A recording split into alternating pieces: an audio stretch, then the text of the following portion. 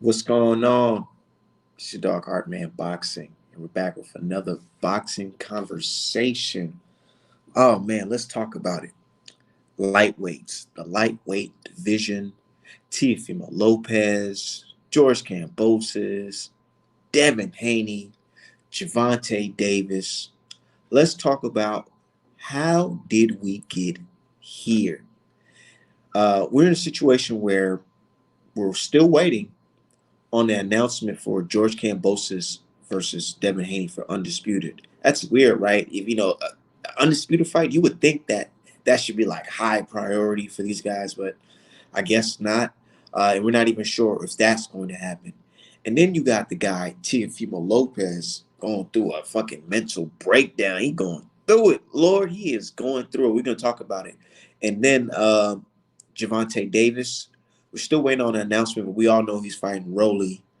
And who else? Ryan Garcia. He says he's coming back in April. But shout out to everybody in the chat already. Let me see what this guy's talking about. He's talking about Bomb Squad. Yeah, and that's for life. Payday. You want payday? Yep. Not even talking about Canelo, but here he goes. He says it's Canelo's world and you're just in it. Yep. I'm going to hear that every day, according to these Canelo fans. But shout out to y'all, man. Let me send this link out and let everybody know we are live on the channel right the fuck now.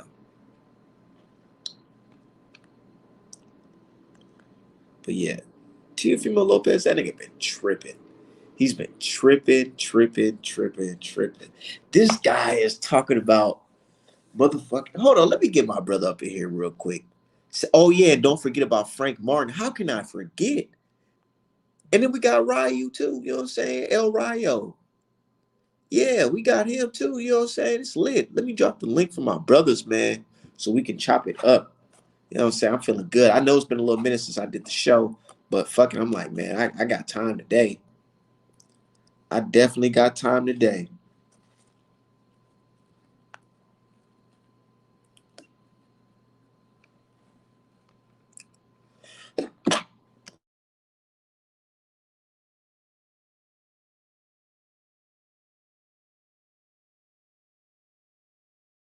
What's going on, brother D Hive?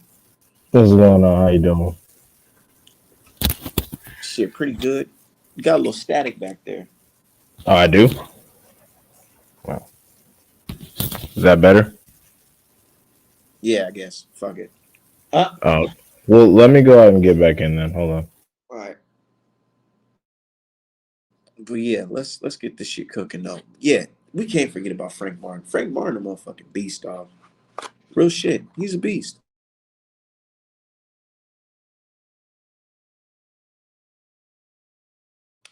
He's a beast, man. But I want to see what he got. I hope that fight happens between him and Rayo. Man, that's gonna be a fucking great fight, man. Man, if that's on the Earl Spence versus Yugas undercard, bro, I'll probably fucking flip. Better? Yeah. All right, cool. Yeah, man, it's just crazy the timing of all this. Tiafimo decides to have a mental breakdown, sending death threats and calling people niggas in the DMs and all kinds of stuff. And it's not even that Tio did it because people got real short memories. It's not the first time he's done this before. Maybe the death threats thing, but calling people niggas and shit, he's definitely done that before. He did it on camera to Devin Haney. But my thing is just the outpouring of support, talking about his mental health and copping all these pleas. I'm like, first of all, y'all don't know him, so y'all don't really know what his mental state is. Second of all, last I'm not gonna say no names, but last week wasn't someone receiving death threats for something not even as bad? And we're gonna talk about people's mental state to write this off and on Black History Month? It's crazy. It's crazy. Hey, my advice to Teofimo Lopez is stop acting like a bitch. I mean, that's what he told Wilder, so I'm just using his words. Stop Right. acting like a bitch, Teofimo Lopez. Right. And this is probably the behavior, some of the behavior that led to your situation, to be quite honest. Yeah. And it's just hilarious to me, the usual suspects who, if you input Wilder or somebody else in this situation, they'd be like, nah, he deserved what he got. He shouldn't have been talking about this, talking about that. This morning, I checked my Twitter. They talking about Tiafimo like, oh, well, mental health. The boy needs help. He's young. Da-da-da. I'm like, oh, such a rapid change of energy. Wow, that's crazy. Tiafimo gets a pass on all his bullshit, but other folks, they got to just eat it and take it like men, right? Grown men, they got to be grown men about it. Absolute unadulterated craziness. Also, for the people that are, for the people that are in the chat, go and run and tell people that are talking about, because, start tagging some professional boxers. Like tag Teofimo Lopez because we're talking about him. Tag Devin Haney because we're talking about him. They're not here and we're talking about him. Tag some fucking people with some credentials. Stop going and be like, oh yeah, they're talking about you. No, go tag some people that are fucking important. Stop bringing bums back here. Go tag people that are important. You guys make such a big deal about that. Don't talk about me while I'm not here bullshit. Or we're talking about Teofimo and Devin Haney and a bunch of other professional boxers and they're not fucking here. Go tell them we're live. And to be honest, everything that I say online, I would say in person. Yeah, it's recorded. Real shit. It's like, dude, it's not like I'm out here catty patting like, oh nigga, you can screen record, you can do all this shit. I don't give a fuck. Yeah, it's recorded. It's not like, oh, no one's ever gonna hear it. It's fucking recorded. So what's up, how's boxing? Yeah. So go back and tell some people that are fucking important. Swear a lot of you. I remember the lady, she said she's gonna go run back and tell the group. I'm like, oh my god. I'm not even talking about that. I'm talking about everybody, because that person's not the only one that said anything. I'm talking about everybody. Stop acting like you're gonna do something. Go tell some people that are fucking important. I'm tired of that shit. Like, you're not gonna do shit. You're not gonna do shit. That type of mentality, you can see it with the type. I feel like you can judge a person on the type of fighters they like. Yeah. If you're out here defending fucking bitches who threaten people over DMs, and I'm talking about Teofimo Lopez, yeah, that's you. That means you condone the behavior. Yeah. And then on top of that, I was like, at first I did kind of feel bad for Teofimo Lopez. I'm like, it's fucked up. Yeah, girl left him all that shit. And then I seen the messages of him calling a black dude the N-word. Matter of fact, let's go read that shit word for word, bar for bar. Let's pull that shit up right now. He called Devin Haney nigga, and none of these people cared. They were just like, oh, Devin Haney. I didn't even hear that. Oh my god, yeah, of course, bro. And then they were like, oh, Devin Haney should have slapped the shit out of him. I'm like, why? So you can go to prison, and then you all can say, oh, go ahead. Okay, so Junior says, that's all you can say, but you can't meet me in that ring. All talk, no bite. You are a bitch ass nigga. Keep my name out your mouth before I get my hitters. My hitters. You're definitely easy to find. Trust me. Oh, shit. Right. And then I'm thinking to myself, your hitters? Nigga, you can afford hitters? Last time I checked, you couldn't even afford strength and conditioning coaches. According to Top Rank. These same people made fun of Charlo for saying the same shit. But now all of a sudden Teofimo gets a mental health pass. Last time I checked, Teofimo wasn't fighting fucking undisputed. You don't get a mental health pass for calling a motherfucker a nigga to me. I don't know. Fuck all that shit. Fuck all that shit. That's what I'm saying. Because I don't get mental health passes. Yeah, Wilder didn't get one. Charlo didn't get one. Nobody gets a mental health pass if you're black, even from black people. Got black people out here defending this motherfucker. It's craziness. Talking about, oh, well, we got to hear both sides of the story. Sure. I'm like, dude, this isn't even the first. Full DM niggas want to turn into motherfucking detectives when it comes to that shit. Yeah, and also people asking, who did he say it to? It doesn't fucking matter. It matter. Yeah, who was he talking to? He said it to me. Yeah, like what the fuck does it matter? Just assume he said it to Art Man. Fuck it. Now that's probably why they don't care. They're like, oh, well, exactly. They want to know who to say. Yeah. Look what Art Man, he got what he deserved. Yeah, they're like, oh, that specific black person, we don't give a shit. But, if he was to somebody else, then, it'd be a problem. I'm like, what the fuck y'all talking about? He said it to Devin Haney on camera, and y'all missed it. What the fuck y'all talking about? Hold on. You know who somebody want to talk about? I want to talk about the whole Anui situation, man. There's a I don't situation. like that. I don't like the fans on Twitter. They be mad at me every time I bring Nui up. I'm telling you, it's like this. I posted it because I seen a picture of a Nui, and he was holding all his belts, right? Right. And I said something honest. I wasn't trolling. I wasn't trying to, be on no bullshit. I literally said, I don't know anybody he beat to get those belts besides Donaire. Neither do And it, most of his and quote unquote everybody hardcores. said, Art man, you don't know boxing. You're just a PBC black Negro who just loves PBC and PBC that and all that PBC. I'm like, bro, hold on. One of my favorite fighters is Devin Haney. He fights on the zone. Am I at the zone shield? Am I on the zone's island? I don't That's how get you it. know PBC is code for the N word. And Word. anybody who uses that term to describe a black person is a fucking moron and most likely anti-black. It's like Shakur Stevenson doesn't fight on PBC. Devin Haney doesn't fight on fucking PBC. Keyshawn Davis doesn't fight on PBC. Shaki Foster isn't Awesome. PBC. Like, what are y'all talking about? And about the anyway situation. Okay, let me straighten this shit out. Hold on, Nobody hold on, hold on. fucking. Hold on Oh, before you go on. I just gotta finish it because I want to put context of what I was saying. oh, I was absolutely. saying basically, I was saying that Anui's a good fighter, right? But he is not a draw here in America. And then somebody says, Anui is a bigger draw than Errol Spence and Charlo. And I said, oh my God, are you nuts? And then we just went into a conversation of basically, the guy's not a draw here in the States. And it's not my fault. And you can't get mad at me and call me a casual because it's the truth. If it wasn't the truth, the motherfucker wouldn't be fighting on a Tuesday morning. But go on, But Di. I was just gonna say the thing about that is about his marketability.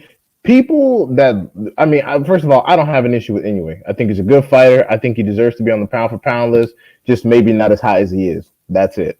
But people are pushing Inoue like he's some kind of megastar because they want him to be a megastar. They want him to have popularity in the United States, so they think that insulting people because no one really gives a shit about the sperm weight divisions is going to do something. Let me tell you something. Eastern European fighters do not have hardly any representation in the sperm weight divisions. Nobody tells Russians and Ukrainians they need to fall in love with everything below 122. Let me say, nobody gives a fuck. Okay? Nobody fucking cares. No one's saying that Inoue is a bad fighter per se, but the fact of the matter is that people don't fucking watch him. And you can make all kinds of excuses, but I guarantee you that you're not going to Japanese fans and telling them, hey, you need to become more familiar with African American boxing. And the thing is, if Inoue is some fucking superstar between the United States and Japan, why the fuck is it so important that he have our support? Who the fuck are we? Why Right? why do we why do we have to? If he has all this Japanese popularity, why does he need to be pushed in the United States? Oh right, because viewership doesn't translate into fucking money. That's why when I'm not gonna say no names, I don't want to mess up the brand or anything. That's why when dude was talking all that big shit about Murata, I was like, okay, what are the numbers? Well, I don't know. Exactly. They're not gonna release the fucking revenue. Exactly. They're not. They're not. And I'm like, hold on. How much did the Donaire fight do? Shit, I don't fucking know. But I tell you this, most people weren't on to Inoue until he fought and destroyed Payano in one round. After that, people started sniffing onto him. He probably didn't go mainstream until the Donaire fight, but people had to do a gang of research. I guarantee motherfuckers can't look up who he won his first WBC junior flyweight title from without Google. These are the same people that say, "Oh, you a casual if you don't know his entire career, top to bottom." Like, man, no one fucking cares. It's just like no one cares. No one cared about Pacquiao before 130. Nobody gave a shit. Nobody cared. They don't even know that Manny Pacquiao got knocked out in his first couple fights No, they don't. They don't. by a guy that we probably never even heard of. A guy who's probably dead right now. Like we No, don't know real where shit. Real we don't shit. know His where the life is fuck he short. is. Yeah, we don't know where he is. Like, it's Jesus. But no, real shit. And I was just like, man, they had Al Bernstein on here. That's what made it big. And people are hating on. They are so mad at me because at Al People were so upset that Al Bernstein had a conversation with me. He's Al Bernstein. He like looking like, what the fuck are you guys even talking? I'm just talking. I'm just talking to the guy. What the fuck? Hold on. Let me go to that post. The fact that people have to tell other people Inoue is in fact popular means he's not that popular. Yeah, Just you keeping have it to real. convince me that he's popular. Yeah. But then again, Like I you said, you hate my opinion. I fucking like Inoue. I think he deserves to be on the pound for pound list, just maybe not as high. That's all. Like Damn, you and the hate fact that they still Inoue. argue me from a post that was a day ago. I got to scroll down my whole timeline to find this shit. Okay, here it is. I literally don't know anybody he beat to get those belts besides Donaire. Right. Right. Motherfuckers went off And of that. and then Al Bernstein said he beat some excellent fighters, including Nonito. Right? I'm just reading what my conversation I had with Al Bernstein, Right. and then I said, Al, we American boxing supporters don't know who the hell he beat or where those guys come from. We know Donaire though, but if he knew he wants to get credit, he has to move up. That's my opinion. And then somebody says, yes, we do. And I said, who's we? The people that I said, what I consider boxing fans or boxing supporters are people who spend money on the sport, Right. not these guys. Right. You know what I'm saying? And then fuck, we went on to have another conversation, but damn, Twitter's so fucking unorganized. Yeah. Some tweets be fucking everywhere. And people Okay, comment so fast. yeah. And then Al Bernstein, he says, and this post is fucking got 64 likes and 11 retweets. He says he has beaten 5 men who held titles: Nonito, Jamil McDonald, Carlos Payano, Manny Rodriguez, Omar Navarez, and top contender Jason Maloney. Sorry if you don't know who they are, but they're all very good fighters. And then somebody said, oh, sending Art Man to hell. And I said, now, Al, would you expect the average American boxing supporter, once again, people who spend money on the sport, to know any of the guys or be willing to spend money to see those guys fight? Fuck no, because he had to Google that shit. I guarantee you he had to Google that shit. He I'm said, sorry, well, but he it said, is well, what it is. Payano and Rodriguez have fought on Showtime. Maloney has fought on ESPN, so they've been seen on US TV. And Nonito Donaire is a legend. And this is the thing you call YouTube. It's really easy to get to. And this is a fucking representative from Showtime telling me to go to YouTube to find these niggas instead of purchasing the pay-per-view or And I'm looking it up. subscribing to Showtime to watch the fight. And I'm looking it up right now. Jason Maloney has never held the legitimate world title. They've all been secondary. He's lost all No, his he said fights. he said top contender. Oh, top contender. Okay, what the fuck does that mean? Someone who's never accomplished anything? What were the other people he named? What was I talking about? Navarez. Yeah, I got that. What Hold on, the I gotta fuck? go back. The fucking Emmanuel Rodriguez. Hey, my nigga Boss Town funny. But he said Payano, Rodriguez, uh, overall Omar Navarez.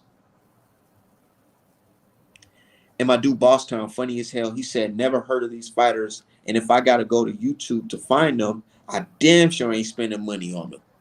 Exactly. I mean, I've heard of most of them. I've heard of Payano, Nieves, Navarez, and Maloney. But Yeah, yeah, like that's fucking, you, D Hive. You willing to spend money on that shit? I've never had to spend money on it because No, no. I I'm just mean, I'm just saying hypothetically, right? You can go back in time. Run that shit right. right back, and you know they decided to make any of those fights on pay-per-view. Let's take for example, Jason Maloney versus Anui for Mm, 75 plus with a stacked undercard of top ranked fighters. no such thing as a stacked top rank undercard. But no, I'm not gonna spend that much money on that shit. The fight between them two wasn't even that great. And Nieves was never a champion, so I don't know if he said Nieves was champion, but Nieves was never fucking champion. He was wrong on that. But How much pay-per-view do you think that fight? Let's make a fake card right now.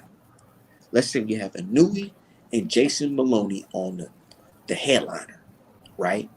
You got Big Baby Miller versus some dude, whoever, as the co-main, and you got motherfucking who else they got? Keyshawn Davis versus whoever coming up the ladder. Okay, well, if it's those people, I mean, I'm not gonna pay the whole 75, but I mean, you brought it down to like 60. That'll make some sense. Yeah, I brought it up there a little bit, huh? Just a little Yeah, bit. yeah, But would you yeah, pay but $75 plus tax?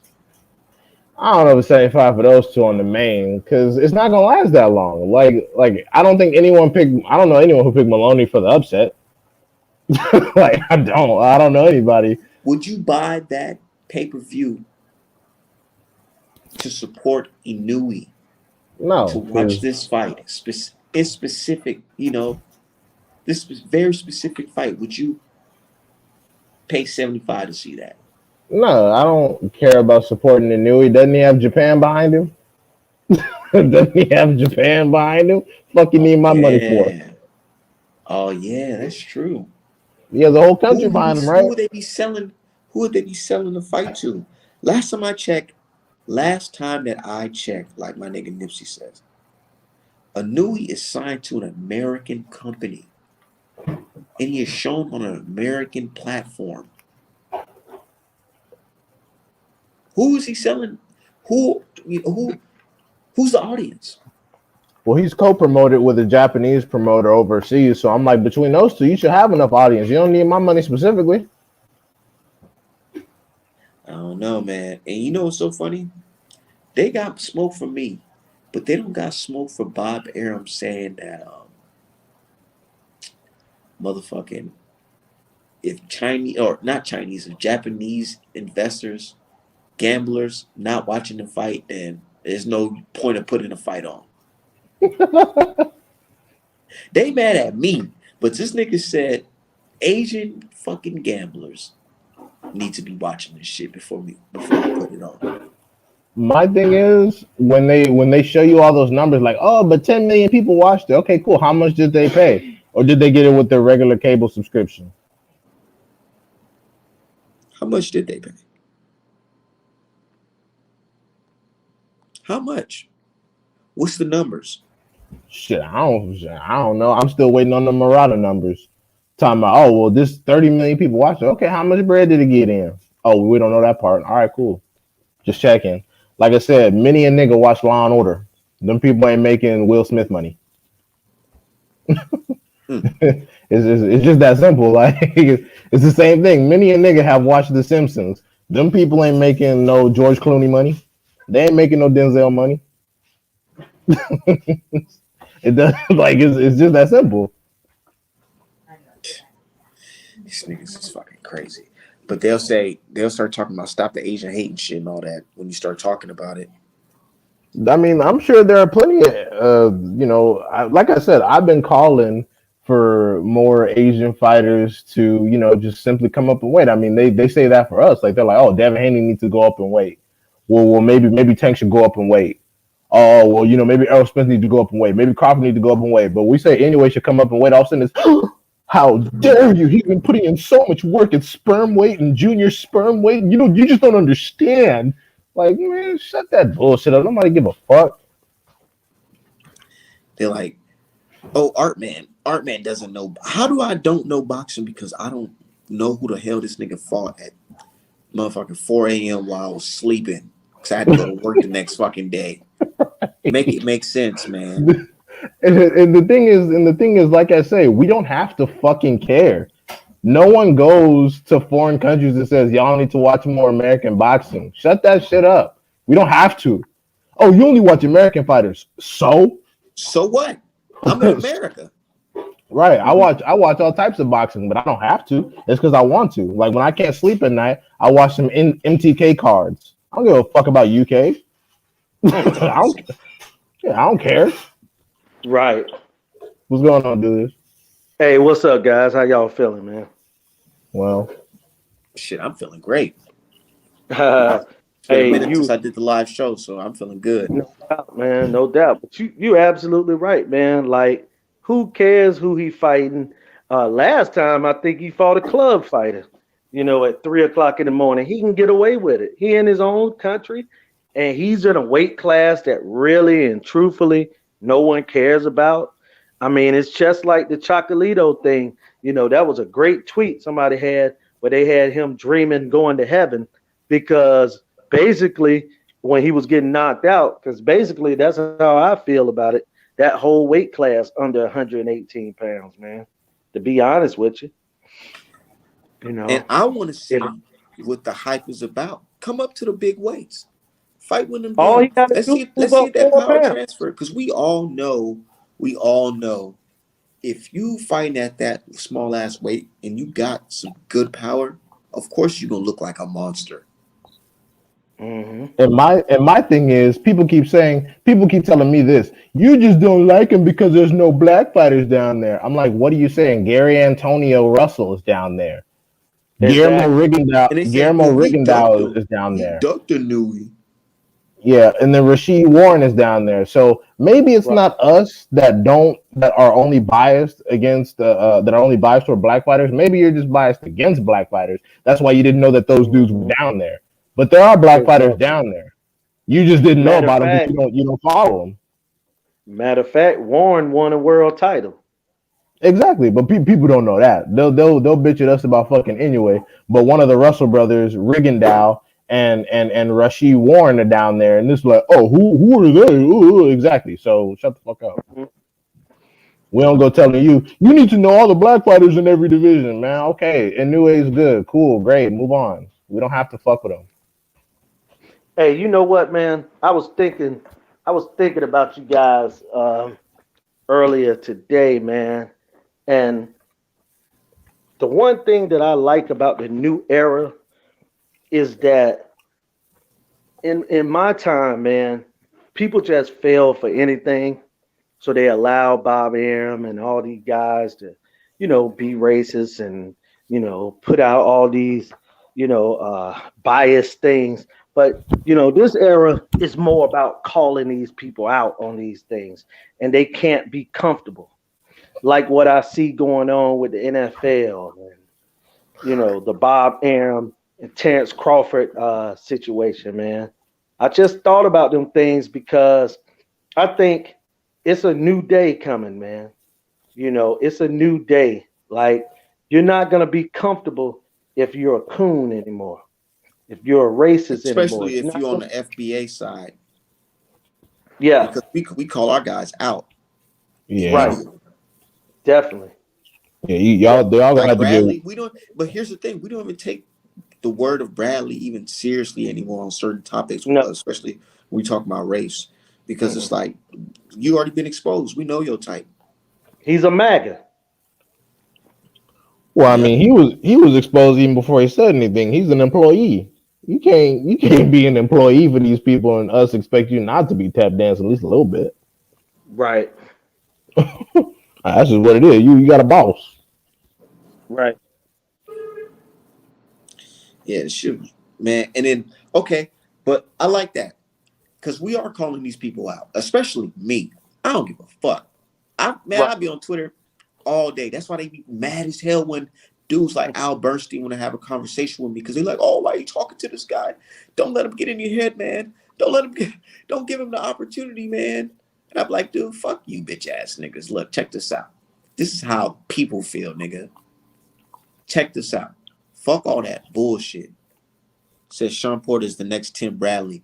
You know what I'm saying? I ain't gonna lie. I like Sean Porter, but you know what I'm saying? Man, now that you ain't fighting no more, dude, if you pick up that microphone and start talking real crazy, we just gonna have to say, like, dude, that's just wild. Like, we not accepting that type of shit. But I don't know. Sean Porter, I don't know. He you know what I'm saying? He ain't jump on the train yet, but you know what I'm saying? He sure With been the looking at the brochure.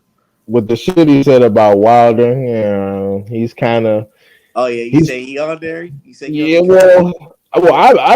That's why I've been calling him Fish Mouth Porter because it's like he been muddling the line for a while now, and we all know he'll say what he needs to say to get a check because he ain't boxing no more. Because he said that he's more of an entertaining fighter than a skill fighter, and I'm like, nigga, people say that about you. What are you talking about? Absolutely. A What hundred. the hell you talking about? People say that For one, about you, Mister Headbutt Sean. Yeah, no one. I've never heard anyone talk about Sean Porter's skills, a jab, They used or to you hate got to on him. watch out.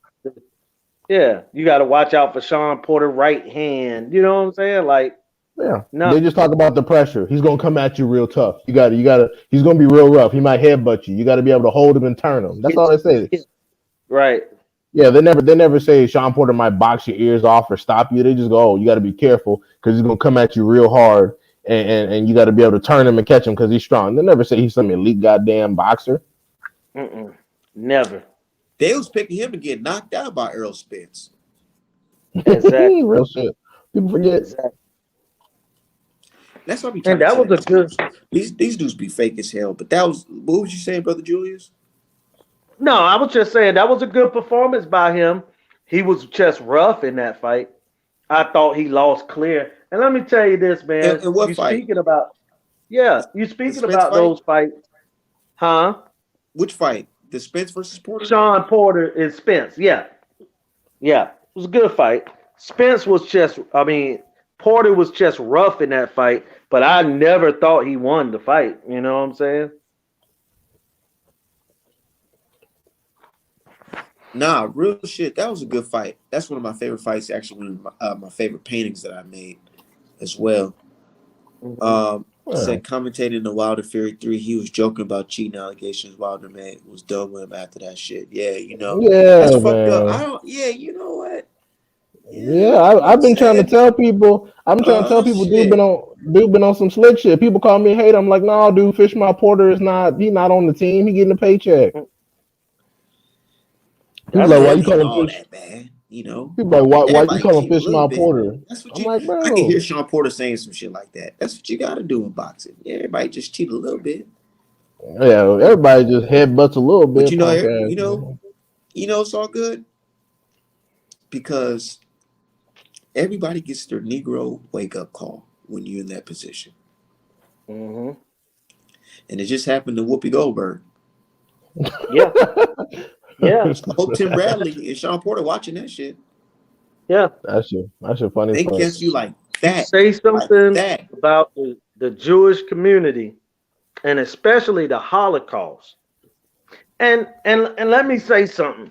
I don't believe that Whoopi was trying to be vicious. It's just like, we all have experienced people that sometimes they start talking about a situation that they really don't know a lot about. You know what I'm saying? Like she was saying to the effect of it was white folks killing white folks. And it was a Jewish lady up there that was like, nah, that was, white supremacists killing Yeah. Jews. You know what I'm saying? So And she I But mean, they tried to and get say it was something mad. else. Yeah, of course, she was wrong. She should just do her Googles on that. But anyways, um, mm-hmm. motherfucking but I'm just saying, But I'm just using her as an example of what can happen to Okay. you in those positions. Like Mm-hmm. if you speak a certain way or you speak on a certain topic, they can easily make you switch it up.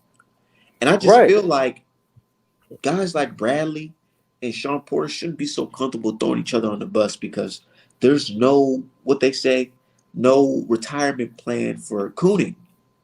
not at No. all. Not at all. No. Not. They might name And also, a Coonan bridge don't after you, age but who gives well. a fuck? what's crazy is that I mean, number one, no one's ever accused Whoopi Goldberg of being a genius. But the thing about it is that people have this weird sort of when it comes to the American ethnic classifications, people have this weird sort of fascination with Judaism. Judaism is not an ethnic group of any kind. It is a religion. It is a part of the Abrahamic religions. The reason why Jewish people folded themselves into whiteness is so they wouldn't be individually persecuted like they were historically. But Jewish people are eclectic. They're an eclectic mixture of peoples, and the original Hebrew people used to be a lot darker than the Jewish people you know now. Right. So, yeah, yeah. So when Nick Cannon made his comments about the Hebrew Israelites, he was referring to black people. He wasn't referring to the Jewish people that you see owning delis and doing stuff like that now. People Right. have that. Yeah, people have that misconception. I'm like Jewish people classified themselves and were classified as whites, so the U.S. government could focus on persecuting black people. That's it. There, Exactly.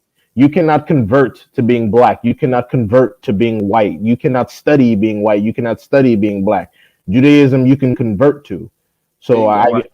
I get religion. really, yeah, I get really sick of people saying, "Oh, it's an ethnic group." I'm like, no, it's convenient.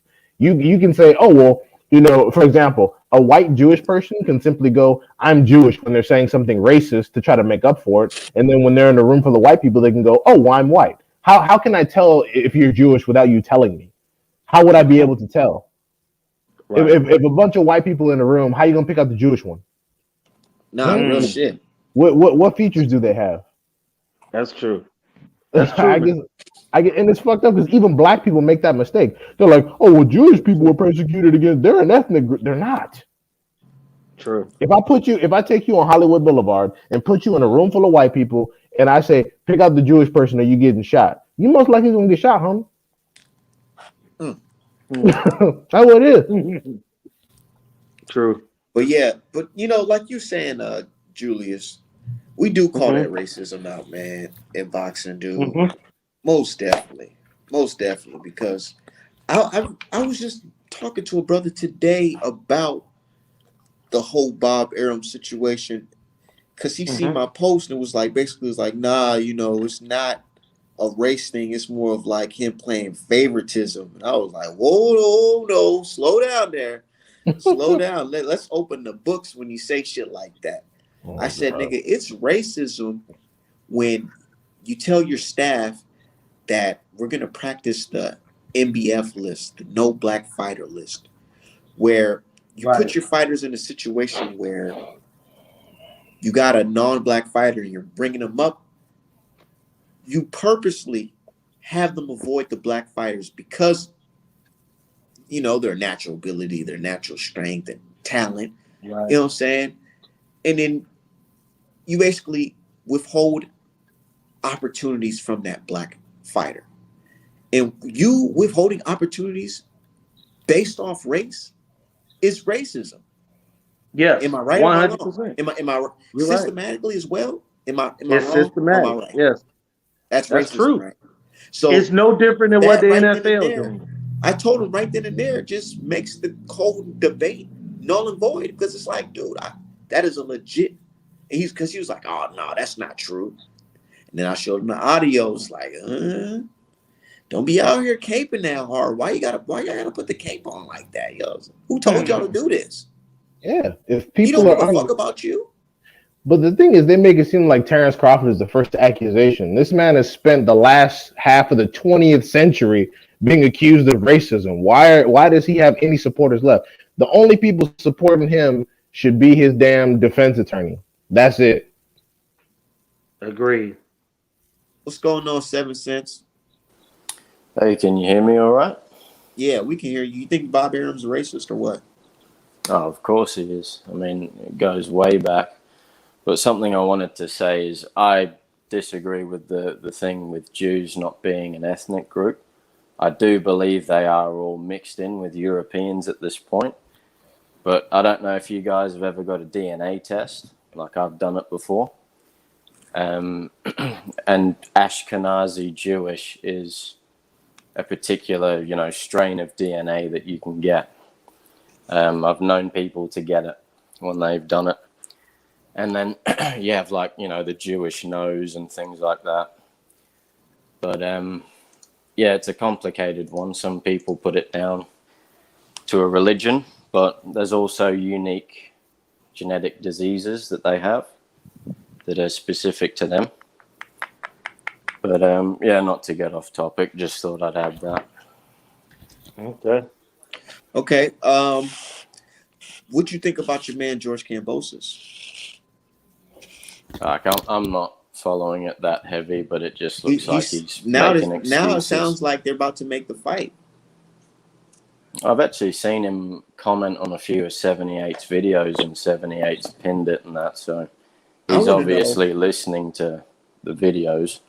I want to know: are you Team USA or are you Team Aussie? Man, Keep it I'm 100. You English, can man. keep it I 100, was man. You can born in keep it the 100. UK. I was born in the UK. Oh, you was born in the UK. Yeah, I was born in Manchester. I came here when I was 9, so So I understand who boxing, you rocking but with? If you well, don't mind me if asking, I Jab, want how the old are fight, you now, man? I'm 24. But I got to give it to you that you were able to keep your accent for 15 years because normally that thing be gone, man. When I hear guys that came over as kids, Yeah, well, I think my accent's a bit of a hybrid between Australian and English, but like, yeah, when I your got family retain their accent, you're around them, it's, yeah, like, you. I guess you keep it. But as far as George and Haney goes, I do think Haney's making more of an effort to make the fight. But I want to see that fight. I thought George was going to, tee it up straight away. And if it does happen here, unless Haney knocks him out or knocks him down, I don't think the judges here. He's not going to get the victory on the cards. You think kambosos He's talking about Haney. Yeah, or if Hank? Haney can't knock him out or knock him down, Oh, okay. They're gonna he's see not going to Haney. get the decision. If the That's fight just, is in Cambodia, not Cambodia, is in Australia. Australia. yeah, Well, you know, Australia is a place. Well, listen, back in the 80s and 90s, they had this thing about when fighters go over to Great Britain that you needed to, totally dominate or knock a guy out, to win.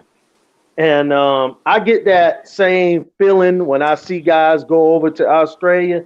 But I think that one of the reasons that guys don't really dominate is going over there to Australia to fight. A lot of guys don't go there soon enough to acclimate, to get accustomed to, the just the way of living. Like right now, it's in the summer. You know what I'm saying? So, you coming from a cold climate going over there, it's just, it takes a month, I believe, for a guy to go to Australia to get himself ready for a fight. I don't think that you can go there a week or two before the fight and give your best performance. You know what I'm no, saying? yeah, So, no, that does make sense. I mean, And, yesterday and you know was what? I don't know if 98% this is true or humidity. not, but I'm hearing things that they want the fight to be after some type of COVID restriction in the UK, not in the UK, in Australia. So they're Um, looking at like what, May, June? yeah, and I that's don't know about assuming that they one, don't man. That's extend that's a long things. time, dude. I wouldn't be surprised if they trying to starve that man Haney out. Because I don't know if Haney yeah. want to be in that division for that long. I was gonna say, because then if Haney tries to make another fight, they're just gonna say he ducked. Yeah. If he tries to make like a stay busy fight, they're gonna be like, oh, well, he ducked. And then I guarantee you, once Haney is definitively out the picture, they're gonna find a replacement opponent. If it's not Lomachenko around the same time, so they could be like, well, we was trying to make the fight, but Right. Haney had to make another fight. Absolutely. And I'm gonna be honest, man, and I have been saying this, and I hate to harp back on the way it used to be or this or that, but me personally, I don't think that it's really a requirement for a guy in his career to be an undisputed champion. Like if Devin Haney is truly struggling to make the weight, I don't think waiting around to June to get this unification, even if he gets the unification fight, I mean, a lot of times it's more so for self gratification because I can name you hundreds of great Hall of Famers that never had a undisputed title fight. And I just don't, sometimes I just weigh, you have to weigh, hey, is it worth it? Is it really worth it to wait to May or June to make a fight? Because right now we're in February. So even if they make this fight, at the earliest, it's going to be late April, early May. Right. So I just think, yeah, I just don't know how important Cambosos should be to your career. Well, I agree with what you're saying, but the thing is, if he doesn't go for being the first lightweight undisputed four belt era champion of the world, in order to make up for some credentials like that can get you with one fight, especially since you've been ducked and dodged and denied at this division, with all due respect, there's a lot of ass he got to whoop to get the same kind of respect that this one fight will get. Like he'd have to go up to 140 and beat Pro Gray, Robert Easter, Subriel Matias, Unless he Mikey go up to Garcia. 147 and just beat up Spence somehow.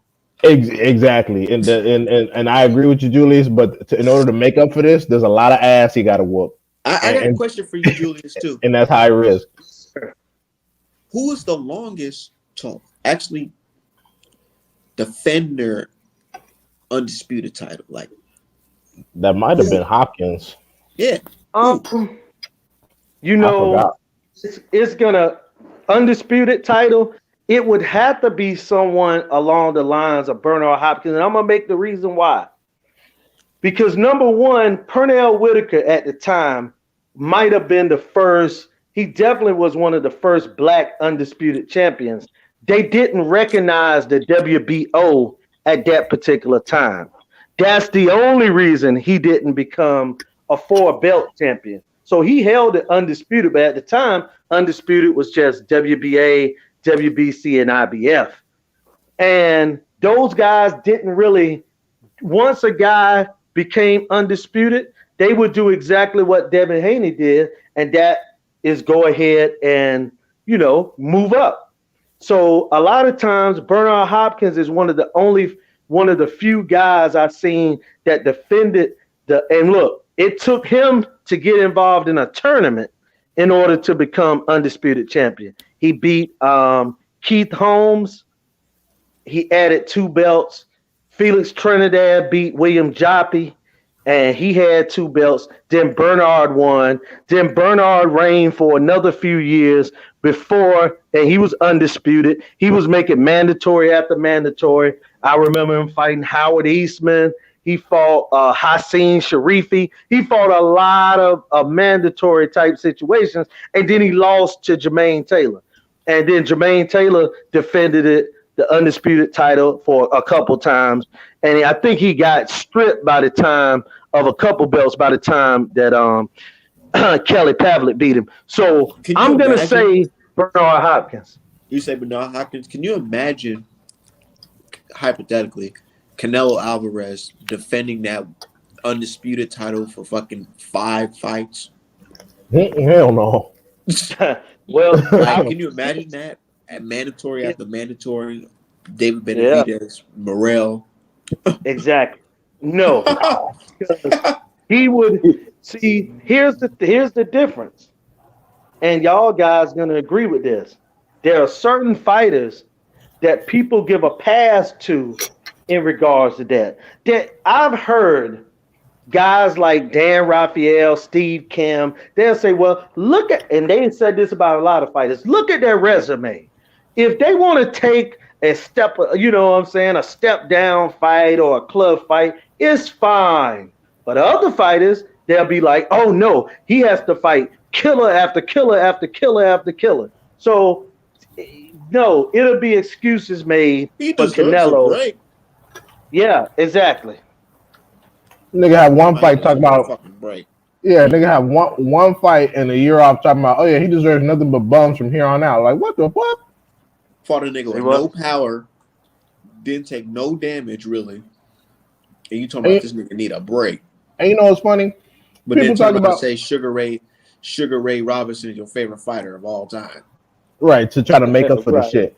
People talk about Devin Haney's pillow fist, and you know they're talking about Teofimo might be fighting Arnold Barboza Jr. over at Top Rank next, right?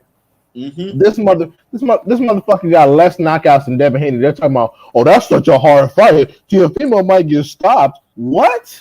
Well, my thing is this. I might have to kill the timeline tomorrow with that one. No, like T.O. to get it. And he said that he just wants to be off of this earth, leave it forever.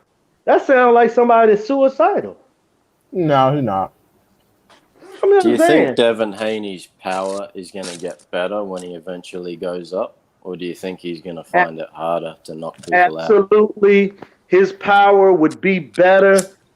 2 things. Number one, if he fight closer to his fight weight and he don't have to drain himself. And number 2, I think that Devin needs to sit down on his punches and go to the body more. And I think he could get those knockouts in fights. Yeah, Me he did personally, I get a don't. really good knockout on that Fortune or Man, whatever his name was. He just that big overhand right, that was good. I got Oh, a question for y'all though. Christian Moran. Hey, I got a question for y'all. What do y'all think about Conor Ben right now? I like him. What do you think about his power? I It, don't it rate him. looked. I mean, it looked real. I mean, I'm not saying he's the shit because he smoked out Jerry, but that one shot was like, no, I'm not gonna cap. I didn't expect all that. So hey, I'm like, hey, put him in there. You know, Like, we kind of seen a guy like that before, where his fight before that it wasn't really like, yeah, and then the next fight, which was supposed to be perceived as toughest test, he completely smokes the guy. Mm. I'm thinking about Oscar Valdez. oh shit. And so, you know, I've been looking at Conor Ben lately Oh shit. on Instagram, and I was like, man, this motherfucker got a built up. You know what I'm Oh saying? no. Like, Oh so no. you know, so I'm Yeah, not gonna put Conor Ben. my tinfoil kufi on, but it's sitting on the dresser right now when I'm looking at Conor Ben. Let's see how his next fight look. I think because he's like 25 or 26 now, so I think he's gotten stronger. It's not just that he's sitting on his punches more. I do think he has gotten physically stronger, like he's getting his man strength or whatever. But What I do y'all think think he about gets that man smoked by the strength? top I hear that a lot. welterweights. Well, I apparently think it's like when your bone. Sorry, go oh ahead. good. No, Go no, no, ahead. after you. No, after you. I was apparently that's when your bones, because your bones are like more elastic when you've just finished growing, and then they sort of crystallize more as you get older. I've heard it's that, and you do seem to put more muscle on, but could be wrong. So, what would you describe Gervonta Davis and Mike Tyson and Wilder? Just a freak of Well, nature, or did they Yeah, just get that their man yeah. strength early? they're very special.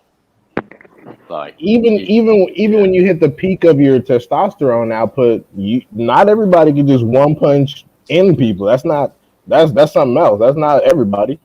Even Mike Tyson couldn't just he couldn't dust everybody with one punch. But yeah, Right. that's their specific musculature. That's not just you that's the got way to they be apply born with it. power. Yeah, yeah, that's not for everybody. You can't just smoke everybody. So yeah, they're special in that regard. And also Mike Tyson had such good punch placement too. You know what I'm saying?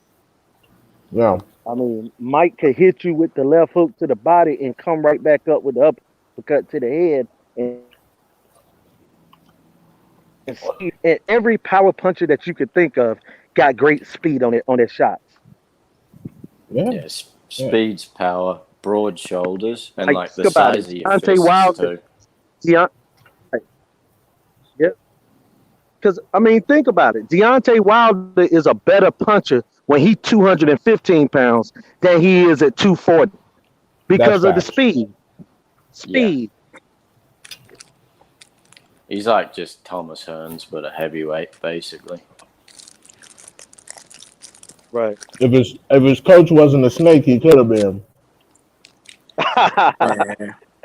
But Gonna yeah, talk all that Hey, shit, talking about well, I could have taught Wilder the things, but the best things on how to box, but he really wasn't paying attention to me, so I just let him go ahead on unprepared. I'm like, that's why a didn't you quit? that's a Why didn't lie. you? All Why did? all he taught Deontay was the jab and right hand. That's all he taught him. But Jab my and right thing is, hand. Come if on. you're so, if you even if his story was true, if you're so unhappy, why not quit? Because he was getting a payday and it wasn't as bad as he'd say. It's Okay, always worse when a person loses. You get what I'm no, saying? coming off like a pissed off ex girlfriend.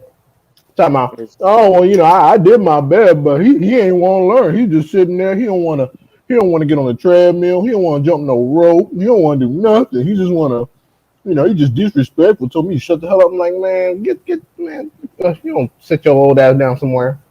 and here's my thing. If Deontay was such in bad shape, and I've heard people talk about, well, he need to run, he need to do this, he need to do that. Why was he able to stop guys in the 10th, 11th, and 12th round?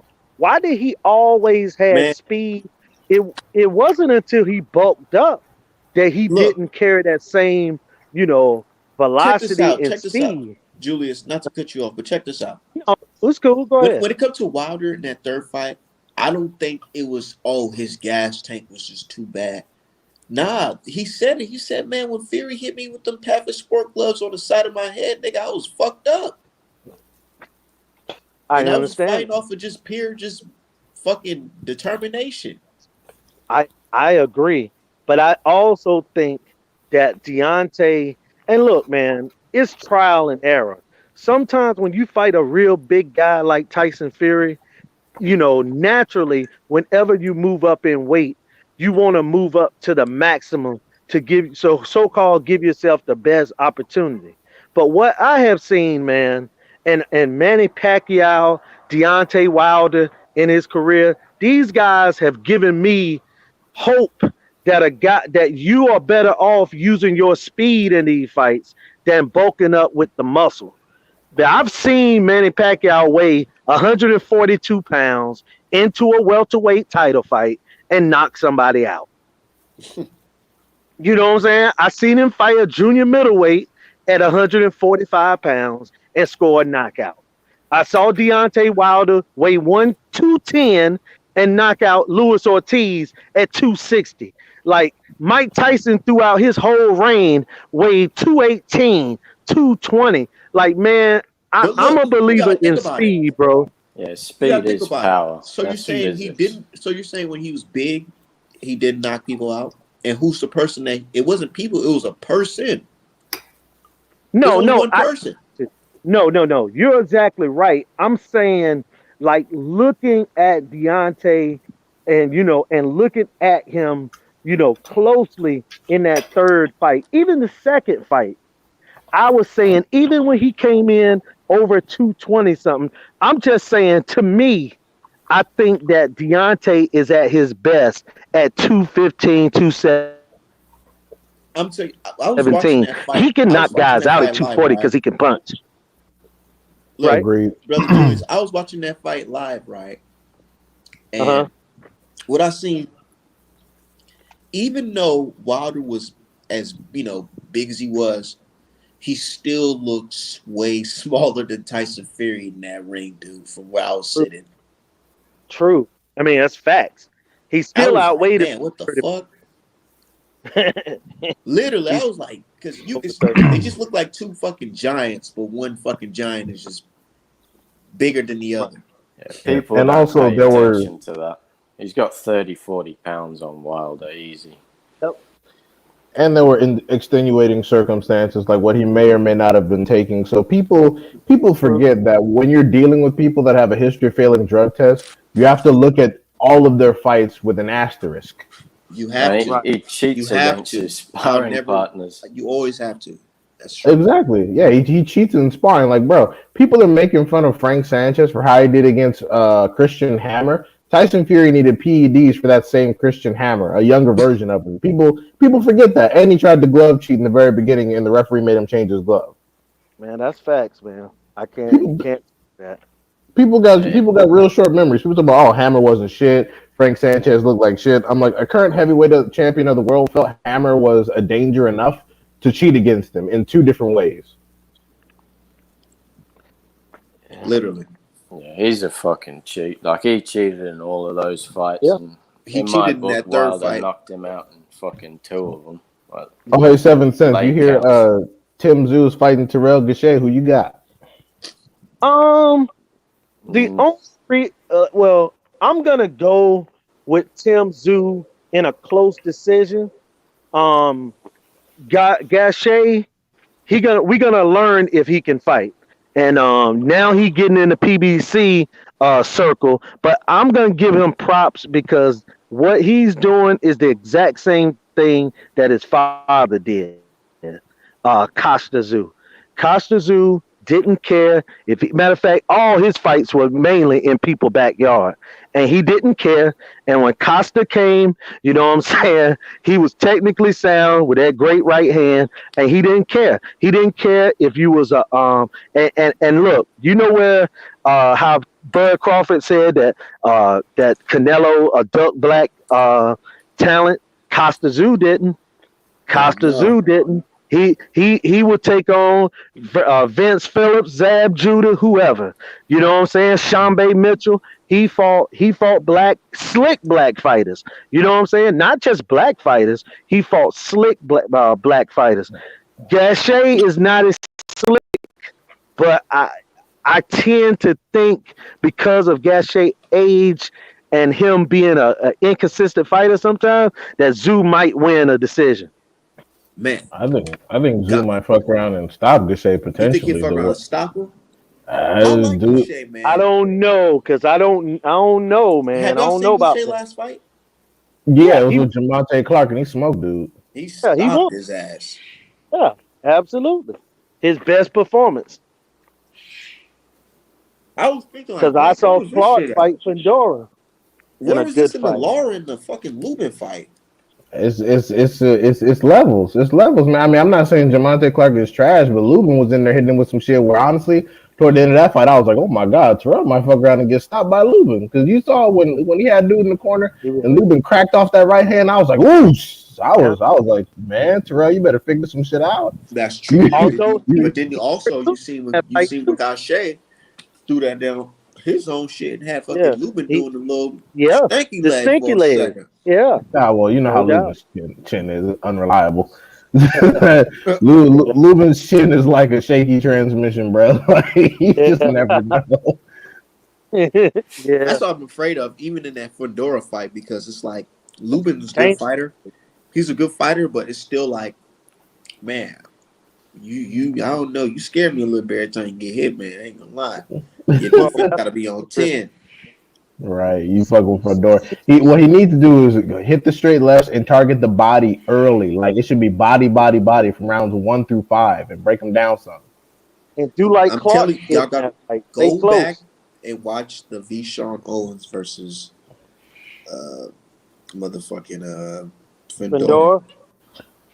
Fedora or the Clark in Fedora. That was Yeah, also Yeah, a I war. seen that fight live. Hmm. I could have yeah, watched because that Fedora versus.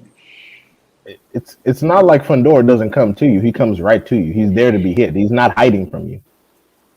Mm-mm. Let me see if I can show Because y'all. let's be honest, if Fedora just used his jab, he would beat everybody 168 on down. You know what I'm That's saying? If he that's just had a jab and he could keep you at the end of it, there would be nothing you can do. Because you'd be well. fighting a basketball player. I don't know. I don't know about 168 on down. Maybe 160 on down, but at 168, some people will get in there and get his ass. Yeah, but I'm just saying if he used his jab. But you know what? I really think that Fedora needs to kind of move up in weight because I don't, I think that he struggles to make 50 for himself, man. You He's know what I'm scared. saying? He's scared. Like, dude, we talked about this. Fundora might not even be Charles Conwell, to be quite honest. So, what you think gonna happen? He run up there and fight Munguia or some damn shit. Well, Charles Conwell, I've already told you, in my opinion, he beats Charlo if they fight tomorrow. I already told you that. Oh, yeah, I disagree for now, but if Charles Conwell get in there with a certified and just like destroy them, then I'll be like, yeah, yeah, probably. He's a dangerous man. Yeah, if he touch you, it might be over. It's like he hit you hard enough, it might just be done. Like you don't even know. But Tim Zoo definitely got the power advantage as far as Terrell Gachet is concerned. So that's what I'm worried about. He definitely got the power edge. But 7 cents, are you picking Tim Zoo to win that one? Yeah, I think he probably will. Um, he has knocked out a lot of bums though, Tim. But I guess he's only had 20 fights. It was a pretty good fight, that Japanese guy that he fought. But Yeah. yeah, if he knocked him Anyway, out, I wouldn't be questioning his power at all. But the Yeah. guy he fought before that was a welterweight who just jumped up and debuted, and he was just a shitty pub fighter. Well, it was Jeff Um, Horn, right? Steve Spark, and then before that he fought Dennis Hogan. That Oh, Charlo, right. that Jamal Someone Charlo that, knocked him out. yeah, Charlo had him doing backflips in the ring. Yeah. Hell Yeah. yeah. And Zoo The was thing- like, "Oh, I knocked him out quicker than Charlo," but it's like, as soon as fighters get knocked out badly, they just it's easier to knock them out after Right. that point. So I think it was more of that. Tim Tszyu needs to definitely work on his footwork and punch placement. Because I actually watched the Takashi Inoue fight live while I was at work, and it was solid. I mean, Takashi's never been knocked out. He could take a lot of punishment. He moves really well, but Tim Tszyu's definitely got to tighten up on his footwork and his punch placement. So I mean, he has the power to stop a lot of people, but actually, I'm changing my decision. Maybe I mean, Tim Tszyu's one of his only ways to win probably by stopping, because I don't think he's going to outbox Gaethje. He's going to have to get in there and get tough and get rough with Gaethje. But I think I take that back. I don't want to switch it up. I think he has the potential to stop him, but I'm gonna watch more tape and then make an official prediction before the actual fight happens. It's definitely is the most important fight that we can sort of gauge where he's at. Yeah, because if he can't beat Gaethje, he's gonna have problems with a lot of other people at 154. But he get my respect for fighting on the PBC. Because next it's going to be the Castano or Charlo winner. So the guy, or even Lubin. So you definitely got to give him props for stepping up in that type of fight, man. Yeah, because I ain't gonna lie, I would have never thought that he would jump to the PBC. I mean, I don't know a lot about Tim Tszyu. Seen him fight a couple times, but I didn't know what type of courage or heart he got. And it take heart, man. Yeah, because he's number one for the WBO. So whoever, I think it depends because Lubin is number one for the WBC. So it depends on, and Madrimov is number one for the WBA. So it really depends on which one's first. I'm not sure of the rotation right now, but whoever wins undisputed at 154, if they don't move up immediately, it's going to be some hard work ahead. You got to see Lubin, Tszyu, Fundora, Madrimov, fucking. There's gonna be some hard work. Conwell coming up. It's crazy. Spence, Crawford. You know what I'm saying? Right. Yeah. Right. Man, what y'all think about Canelo versus Charlo? I ain't heard no announcements. I ain't even tripping on it. I'm hearing things like that's the next move, man. I mean, great. And I was just talking to my pops about this. I was like, Pops, man, I feel like we're gonna get this fight. We're probably gonna get an announcement. What month is it? February 2nd. Yep. Right. And he wants to have it in May. Well, he don't announce fights to the middle of March. I know, that's what I'm saying. Yeah. So he probably pissed off that people talking about it right now. He's gonna have them on 4 to 6 week notice. You can't have no full camp. Fuck that. Yeah, even though Charlo is like Charlo already training. Yeah, because he's smart. He knows that Canelo gonna give him the paperwork and all that shit super short notice. So he figured I need to be in shape just in case. Yeah. You gotta knock Canelo out though. The judges will never give it to you. I swear to God, dude. Yeah. Charlo better pull the fucking fake out, bro.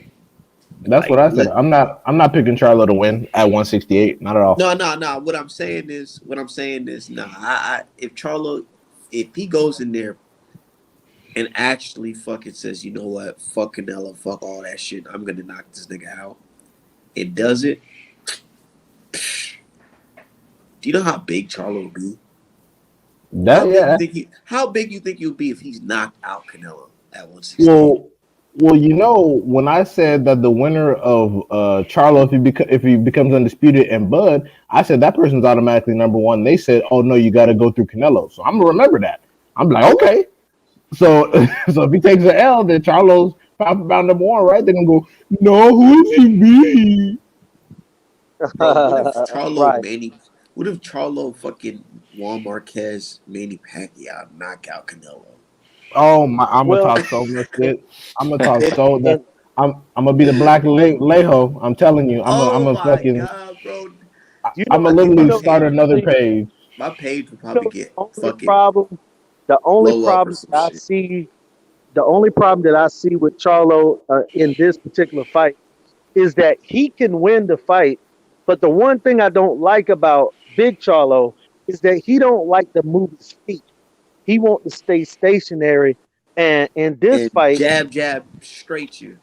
yeah, he's gonna and Straight that down the jab line. is good. It's good and it's hard, but he's gonna have to show a few angles after. Because once you jab, you got to get out What? of the line because Canelo is skilled enough to slip the jab or you know what I'm saying. After you get off, he don't mind firing with you.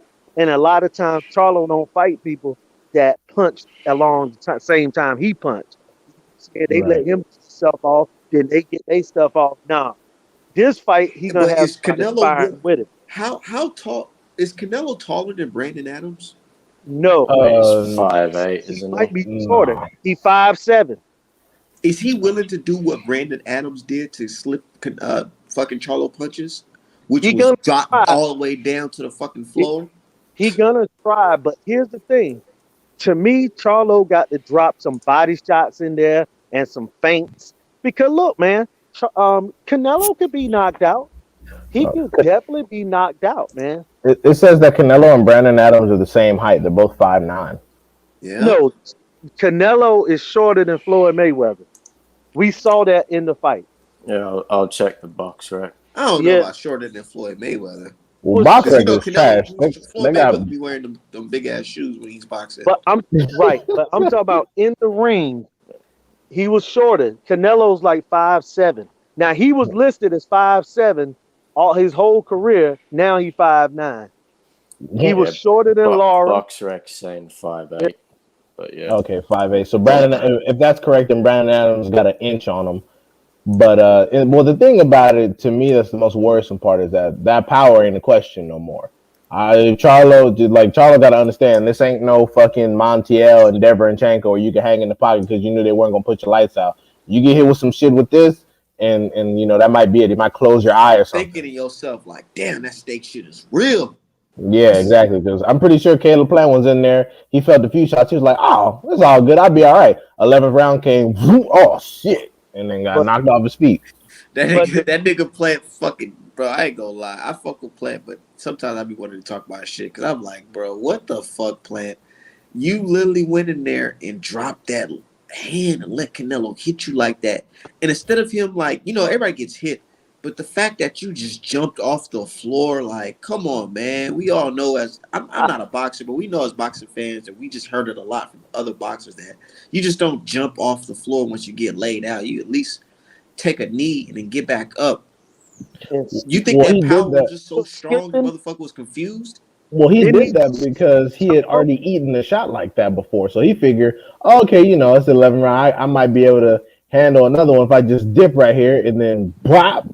He caught it wrong. But I'm Hey, talking about how when he got knocked down, but he just jumped off and just ran into the ropes and just fucking you talking about bounced when he off was the running and ropes. skipping across the ring? I mean, look, No, man. no look, Yeah, man, I wish I could show you the film, but it's the first knockdown when he knocked him down. Yeah, he jumped up and then he did a little sprint across to the other corner. Yeah, I remember. They yeah, act like skipping he was and about to go jumping. tag team to the ropes. Yeah, Yeah, he was trying to wake himself up and shit. Oh shit, this dude like said he did a Canelo gonna do wrestling Charlo move. like Kirkland. Damn. Nah, And he's also, saying that shit because Charlo black, nigga. Shut up. hey, and look, also too, man.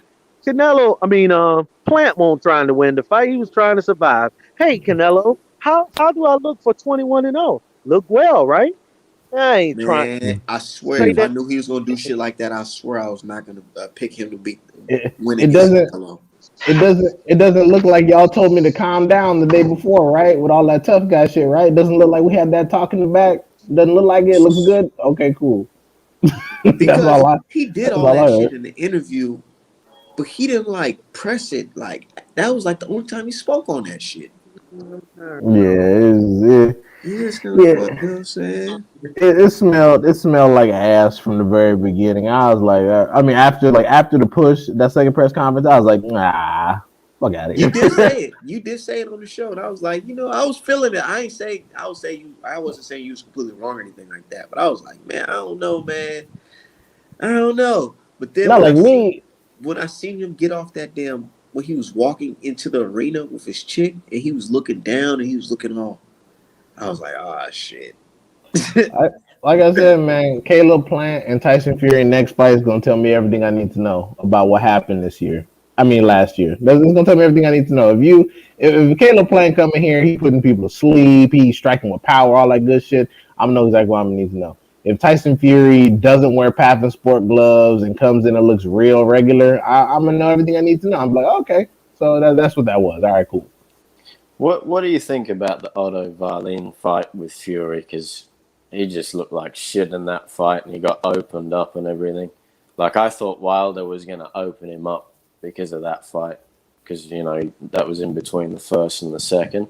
But he just looked like that's what shit in made the that shit fight. so weird when he won the way he did. Because it's like, hold on, man, where did this come from? Was he even wearing those Path Sport gloves in that Otto Wallin fight?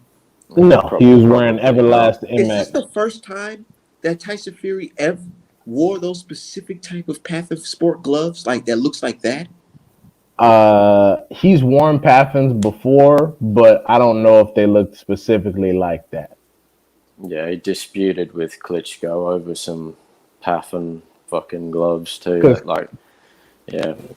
Klitschko wore the completely padded ones that were more orthopedic, whereas the ones he wore with Wilder are allegedly horsehair. So Yeah, but just gonna how do much that. they were flipping around, that was fucking weird. Like, it's amazing that he's gotten away with that shit. Well, But, the first fight, he had Everlast MX. That was the floppy glove situation where the glove was hanging, like where his wrist was in the glove compartment.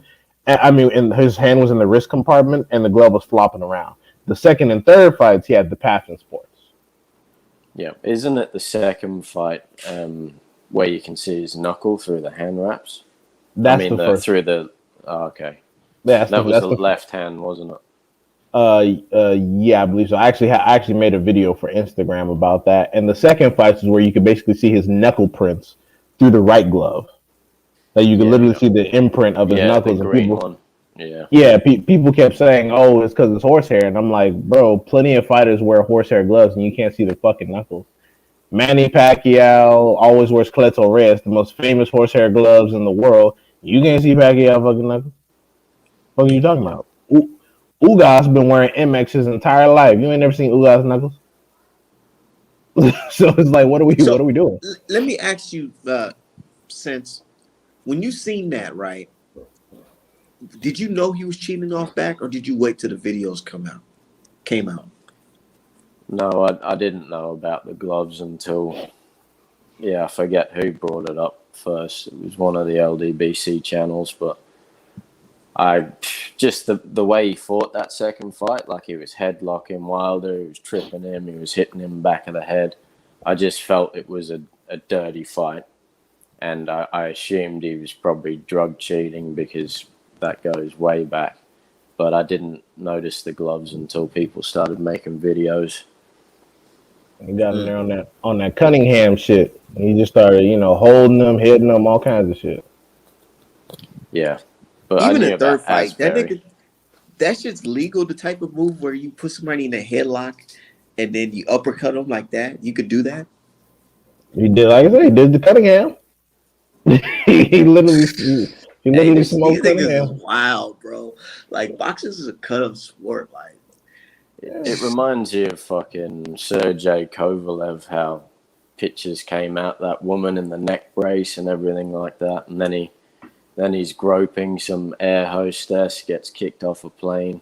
So you don't hear anything about it. Like Conor McGregor's like knocking someone out every year at a bar, and you still get like his whiskey ads on TV and shit.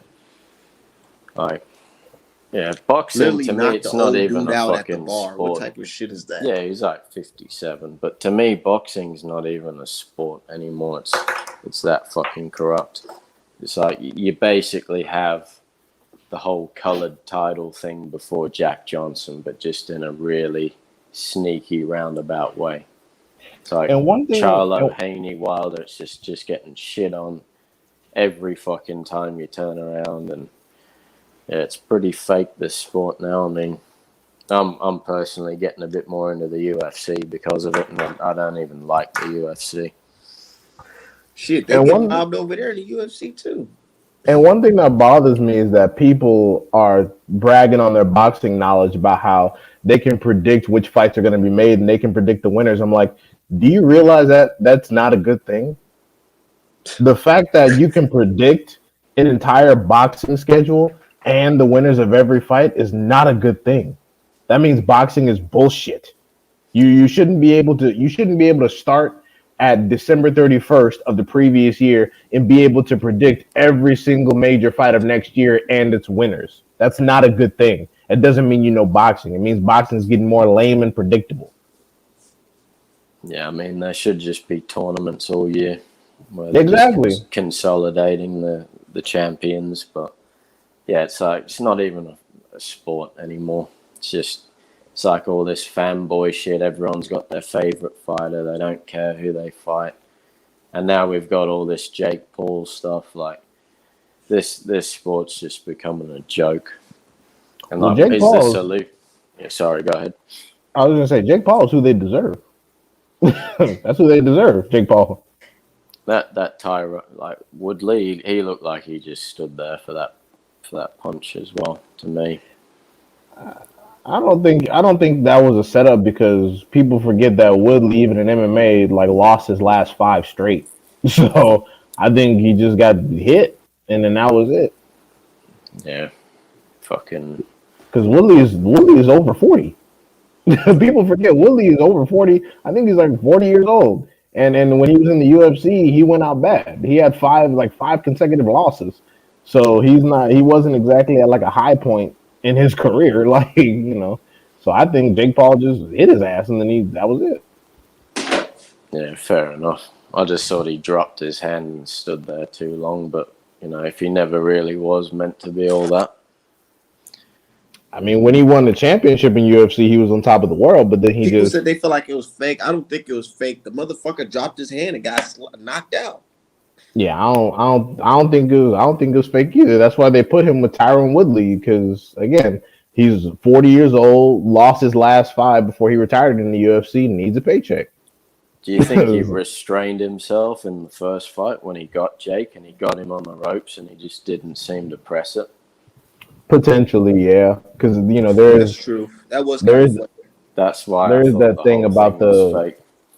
Well, there's that thing about the no knockout clause, so you know how that is. That's some WWE bullshit in and of itself. Like, oh, you can't knock out Mr. Paul. Like, what?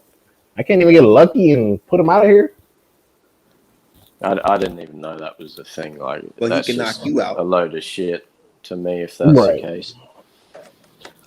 Yeah, and that's why Tommy Fury. Nigga, That's what Tommy pulled out because he was like, "Shit, if I get slept by Jake Paul, I'm gonna get kicked out the family. They're gonna disown me. They're gonna have Kinahan have my car blow up. This is terrible." Mm-hmm.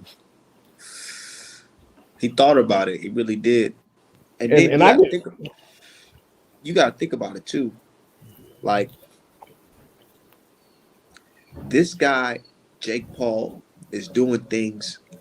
They don't want his career to end early.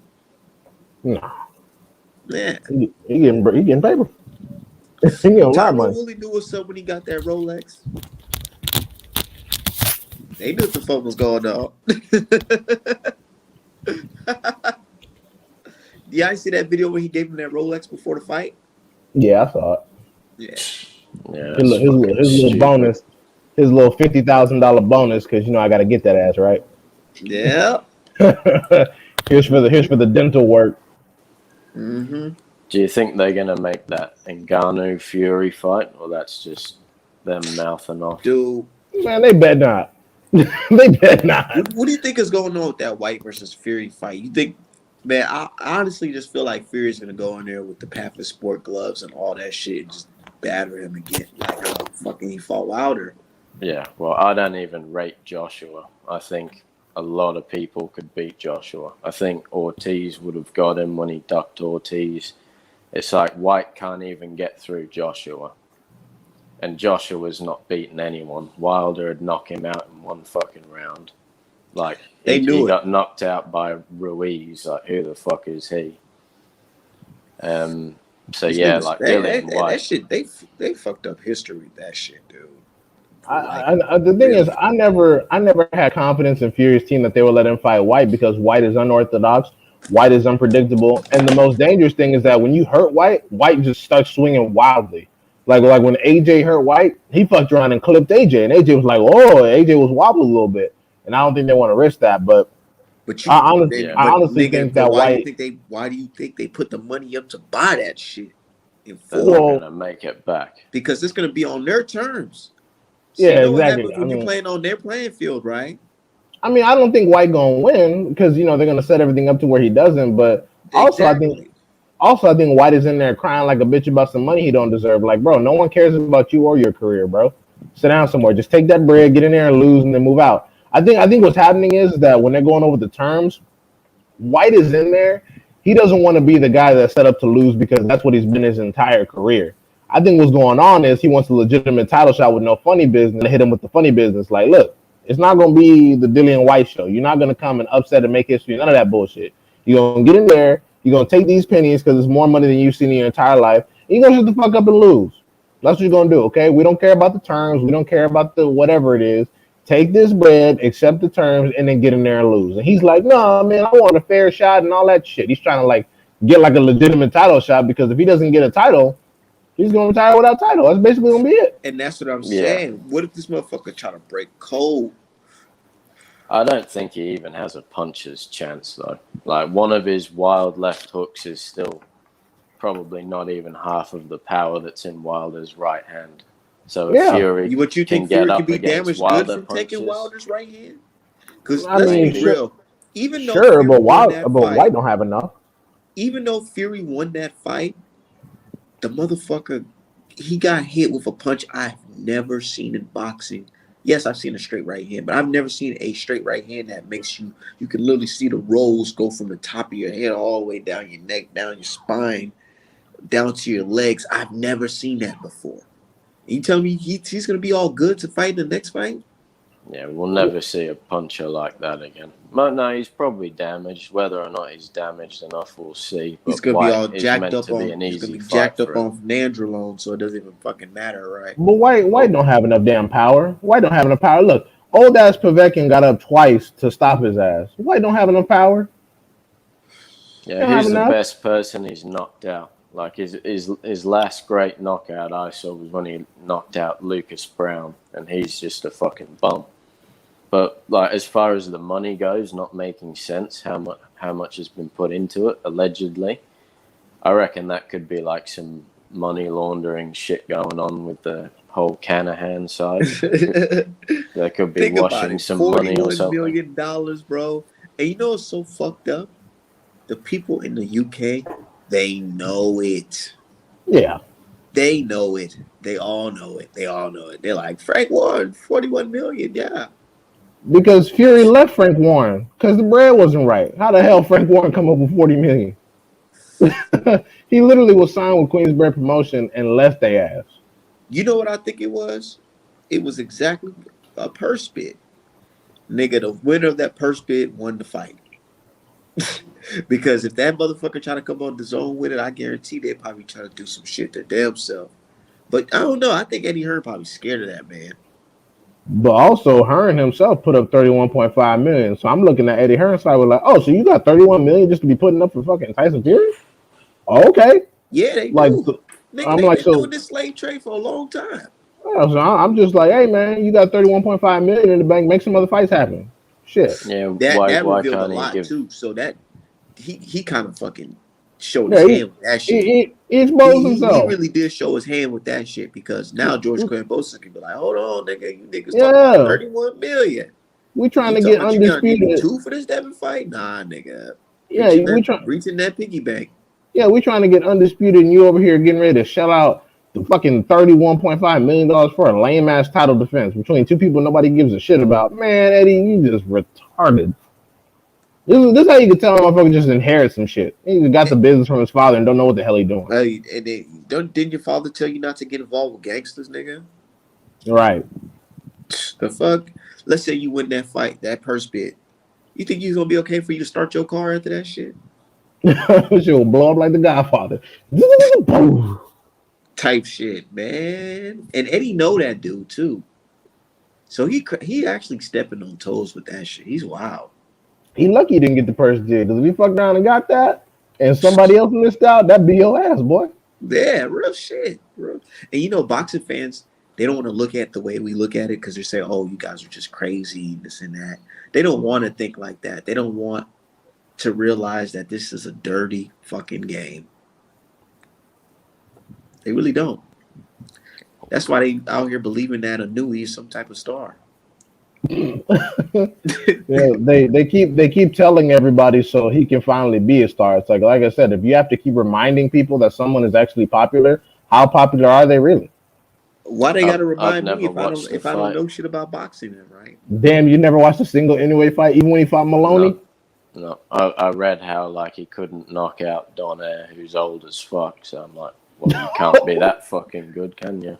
Damn, he ain't giving no respect. Hey, not to mention he down there almost fucking lost his eyes fucking fighting that dude, man. Like, Japan's really trying to get a lot of hype jobs going, aren't they? And even the guy Tim Tszyu fought from Japan, it's like, oh, he's tough. It's like, whatever, I've never seen him fight. Like, I don't know who he is. Like, Triple G going to fight that Murata guy. Like, yeah, he fought Munguia. But, like, Murata... Look, I tell you what, if Anui goes up and knocks out Fulton or Leem or some shit, I'll give him all the credit in the motherfucking world. But until then, him beating Jason Maloney and his twin brother, I don't give a fuck about none of that shit. Yeah, that's a big deal over here, those idiots. But you know what I'm saying? Like, come on now. I like the Maloney brothers. It's just they need to, keep putting in work. I don't mind them. They just need to put in some more work. I'm not gonna crown any of them. Yeah, but, I ain't saying they ass or anything like that. But I'm the just brother, saying, ain't no the brother got robbed. Border, fucking unification. They ain't no damn Boots Ennis. Yeah, the brother got robbed at Top Rank with Franco. Franco's a bitch, man. Franco fucking lied and said that his eye got shot on the head, but when Maloney punched him, and that cost Maloney a championship. So they finessed him, and then he lost the rematch because they let him juice. Oh shit, that's why he ain't juice. I'm talking shit, but you know, I was complaining about that, but nobody cared. No one said, hey D-Hog, you're fucking biased. You're biased toward Wi-Fi. Nobody said it when I was defending Maloney. Y'all forgot about that one, huh? Just let him get robbed. I seen that, and then Bob Aaron was on some slick shit too. And they had the instant replay, and nobody could find the headbutt, but they still rooted the headbutt. I was like, wow, so y'all just going to strip the title from Maloney, give it back to weak-ass Franco, who might lose. And we seen it was a punch. We literally saw the punch that did it, too. It's crazy. Yeah, boxing. Like, you see shit like that on the local level here all the time. It's corrupt as fuck from the bottom to the top. Man. Shit, I mean, think about it like... Because I do want to get involved with this boxing shit for real one day. You know? Like actually in the business? Yeah, in the business. I don't know if it's going to be, if I have a kid or just if I find some local talent. Good thing you carry a pistol. I carry a pistol. Hell yeah. Good thing you carry a pistol. Motherfuckers on Twitter might see you at an event. Hey, that nigga go right there. Get him. Hey, man, the people that say that shit fucking don't be about none of that shit, man. We heard you said something. You mentioned my name. I'm like, man, shut the fuck up. Yeah, you remember that shit? I was like, what? You niggas hell. Let's get off of that. And for people listening, we're not mentioning anybody specific because about 30 people say that to us on a daily basis. These are people who claim to have clout, but when their names are mentioned, they get fucking upset. So we just mentioned about 30 people that are professional fighters that are not present. Tag them and bring them to the show. Stop bringing bums.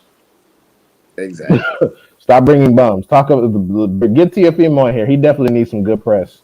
Tiafimo and everybody, and people are so fucking bitch made. You're right, D-Hive. They were waiting to see if he DM'd me or he just DM'd somebody else because they was waiting to see if it's something bad. Yeah, exactly. They were like, oh, well, if it's you, we don't really give a shit. But if it's like a random person, then oh, okay, then we're gonna care. I'm like, it doesn't matter who the fuck it was. The point is not, and the thing is not even the nigga part. He's threatening people's lives over boxing. He's saying, "I will call a squad of assassins or gang members or thugs and have you murdered." Do y'all not see how that's about? Like nigga, people say nigga every single day. He's literally threatening to take someone out over an opinion. But again, I guess because goofy Twitter niggas do that, they're like, "Oh, okay, it's not that bad. I be doing that shit every day." So you know they can relate to that dumb shit, but it's fucking serious, bro. Like you're talking about how he's mentally unstable. What if he calls the wrong person? What if one of his cousins that just got out of jail? What if he calls them? Huh? Well, that's not a good situation to be in. You're saying he's mentally unstable and he's giving out death threats, but you're like, oh, it's not that bad. It's like the fuck. This nigga fucking Teofimo is a fucking trip, bro. Because it's like, what are you talking about? And then he's talking about he's in Honduras and he talking about he want to meet niggas at their local gym. That's dude. That's why I don't fucking. That's why I don't entertain the bullshit because he's literally on vacation. We got goofballs talking about, oh well, you know his wife. He's sad. He spent all his money. I'm like, bro, he got on a plane, went back to the home country, met the president, dapping up politicians and shit. And you want me to feel bad for this? I don't give a fuck. And my thing is, if you're in such a bad place mentally, why are you threatening people? Because he's a gangster. Nigga said I got them hitters, boy. What? I'm just like, bro, you need a fucking life, man. Like, and the thing is, it's just boxing. You know what I think? I think some of these boxers, they be in the gym, going hard, and they be listening to like Lil Durk and shit. You know what I'm saying? So they just be like, fucking yo, saying I got them hitters, nigga. I can call some shooters on you. And I think they just listen to too much music. That's what it could be. Maybe listening to Charlo and them be like, oh, I got shooters, shooting somebody, shooters, and then I remember somebody tried to verify that shit. I was like, can you stop? Nobody cares. nobody cares about fucking Charlo and his goddamn shooters. Nobody ain't trying to hear that bullshit. Y'all are too rich to be talking about getting some shooters. And the thing is, people talk about that suicide shit on Teofimo. Teofimo, I don't like Teofimo, but I will say this. His career has so much upside, you bet not do anything to yourself. You have millions to make over that top rank. Look, your next fight is fucking Barboza. Man has 10 knockouts out of like 30 fights or some shit. He has fewer knockouts than Devin Haney. Trust me, you will be okay. You'll be okay, boo-boo. Just shut the hell up, do what you're supposed to do, act right, and then make your money and be quiet. He's not fighting at lightweight again, is he? No, he's going up in weight. Yeah. Yeah, so I don't know. People feeling bad for him. I'm like, for what? He'll be fine. He'll be fine. Like people. Oh my God, what's gonna happen to him? He will be fine. He's just an idiot who doesn't know how to shut the hell up. He'll be fine.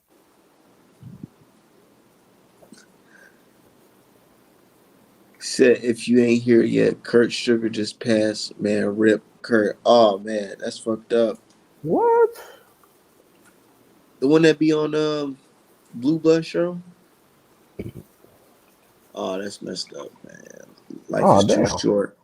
Oh, I got to spark one to that one. It's fucked up, man. That's crazy as hell. Well, rest in peace, Kurt Sugar. Sorry to hear that. Oh, man. Yeah, that's horrible. Man, damn, everybody's live right now. Yeah. Oh yeah, they talking about April 16th, Dallas, Texas. Not Dallas. It's really Arlington, Texas. For that Ugas Spence joint.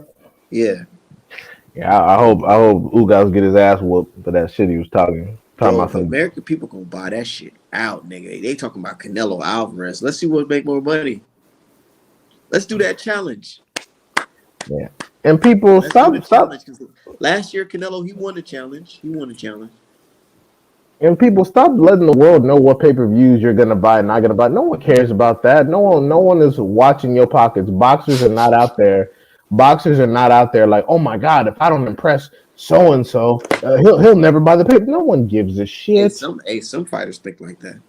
Okay, yeah. Well, some fighters are fucking idiots. Like boxing Twitter is not some constituency with real. It's not some massive stakeholder constituency whose demands need to be met. Like I don't. They think they have way more agency and power than they really do. Like it's not. It's not a I'm thing. gonna tell you this: boxing Twitter, I guarantee it, and I know this to be true, just based off it happening to me. Boxing, they watch certain characters on Twitter. They don't give a fuck about the Anui profile pictures they don't give a fuck about that shit. They watch people who's able to that actually says things that's truthful. And people who drive traffic. And that drives traffic. Yeah. They'll endorse the BS if it drives traffic. Like it's funny how we can put together a lynch mob for certain people, but Montero and Steve Kim get to tweet in peace. That shit will never not. Niggas, they literally talking about what they gonna do to Art Man and this and this and that. And y'all got Steve Kim reposting it. Yeah, you got what in the world? You got Steve Kim, you got Montero, you got certified racists who don't even apologize. No lynch mob for them. They get to be safe. They're not questioned, and you know what it is because they have too much power. They have too much power, and they know that if you get on their ass, like me, I'm not gonna go and search through all your tweets for some fucked up shit you said or did in 2013. Like your life is not that interesting to me. But motherfuckers like Steve Kim, oh, he'll take a day off on your ass. he'll take a day off and look through every fucking tweet you've ever tweeted and come back and destroy you. So with them, they're like, oh, yeah, they have too much power. But oh, these black dudes, they don't have shit. We can attack them. I'm like, oh, that's real interesting. And I didn't know that was going on. I don't use Twitter. That's fucking bad. Yeah, you shouldn't use Twitter because as soon as I only started using Twitter because I've been working at home for over a year and I got bored. As soon as the world get back on track, shit's gone. I'm done. I literally got on Twitter because I got banned from Facebook and I was like, man, fuck it. Let me just get on Twitter. I got on Twitter and just started talking about the same shit I was talking on Facebook, but somehow the shit just became literally world news. Because you got people in the United Kingdom and all that shit. Well, the United Kingdom people are all that shit. The United Kingdom people are actually helpful. And the thing is, we expect them to say what they say, but the American base is where the problems came in. Yeah, that shit was surprising. I was like, are y'all serious? And then the entire people just looking like, look at them go, look at them attack each other, fucking idiots. Yeah. Yeah. But they hate me on that motherfucker. They really do. Yeah, they love me. Yeah, and it's funny too because people they're really weird about me. Like they're like, oh, he doesn't even show his face or tell us what he does for a living. And I'm like, yeah, so do all the people that you follow. There are plenty of people that you follow who don't do the same thing. Why don't you don't even like me? Why don't you go try to be their friend and see what they look like? Like I saw this dude, he was like, oh, he won't even show his face. He's a pussy ass bitch. 5 of the people that liked the comment don't show their faces either. And I'm like, so what are we talking about? Like, what are we talking about here? Why am I so important? They probably thought, your page, D-Hive, when you look at the cover, your profile picture or whatever, it looks like you're one of them. Oh, right, yeah, because I have a black dude as my avatar, so they think you got a specific black dude as your avatar. He's from the UK. He's like one of us. And then they see what I tweet and they hear me talk. Sometimes they're like, fuck. He's not there. What's up, guys? Change your Abby. Oh, what's up, Karen? How's everything?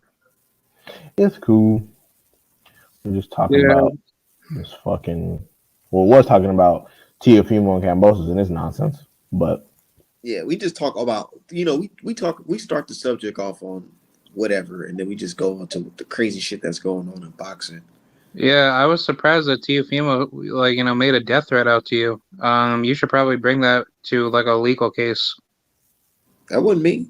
Oh, it wasn't him who put the tweets. I mean, our man popularized the tweets, but the tweets came from somebody else. Hey, I'll do it. I'll spar Teofimo if it came down to it. So he didn't.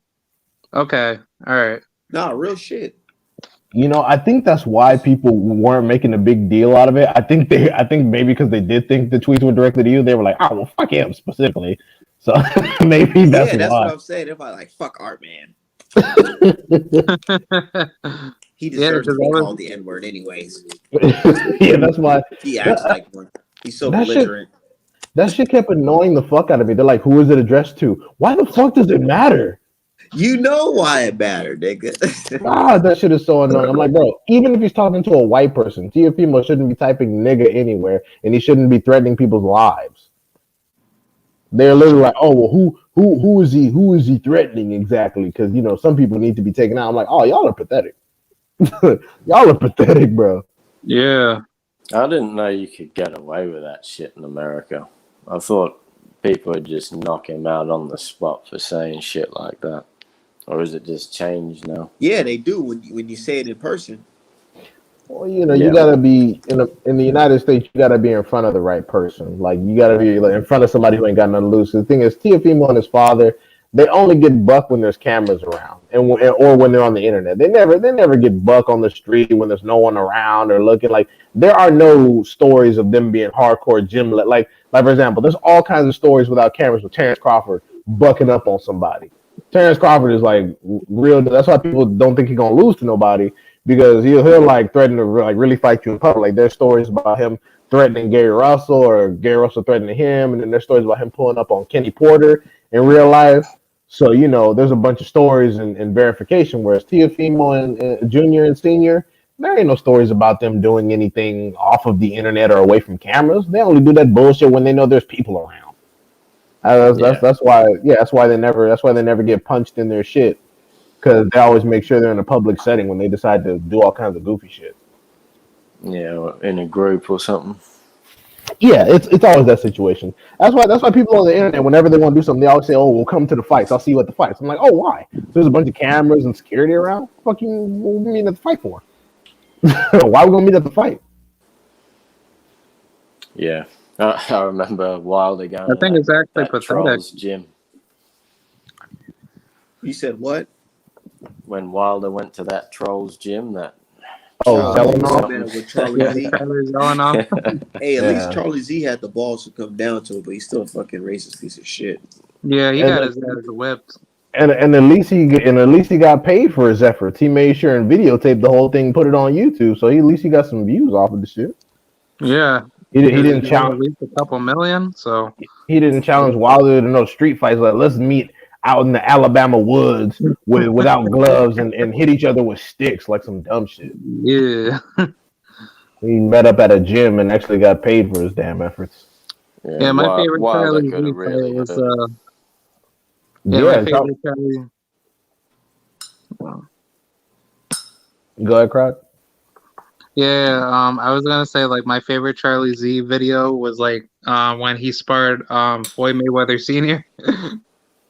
Oh yeah, Oh, Yeah, you Didn't sparred him? because Charlie Zelenoff is a little dude, and like if one of those dudes cracked him wrong, that could have really hurt his ass. didn't That's he why I was cheap surprised shot that he Senior? fought Wild. Like, bro, Wilder could have killed him. yeah, Yeah, Deontay Wilder like almost decapitated him. he's They was like a like, yo, shit. And them he's niggas like a was, I ain't gonna lie, welterweight. them dudes in the gym was scared to stop Wilder for a second. They was like, bro, you gotta chill, bro. So I Yeah, was like, hell no, I ain't trying to get hit. Back up. yeah, Yeah, that was a Deontay Wilder in his prime. So I mean, yeah. just Zelenoff is a welterweight over there talking shit to Deontay Wilder. I'm like, bro, you better be careful. Shit. talking to a heavyweight like that. Yeah, Damn, man. but How Charlie Z step in the ring before AJ? That's wild. right? And he ain't make none of the money AJ was gonna make. You got the UV. That's just sad, man.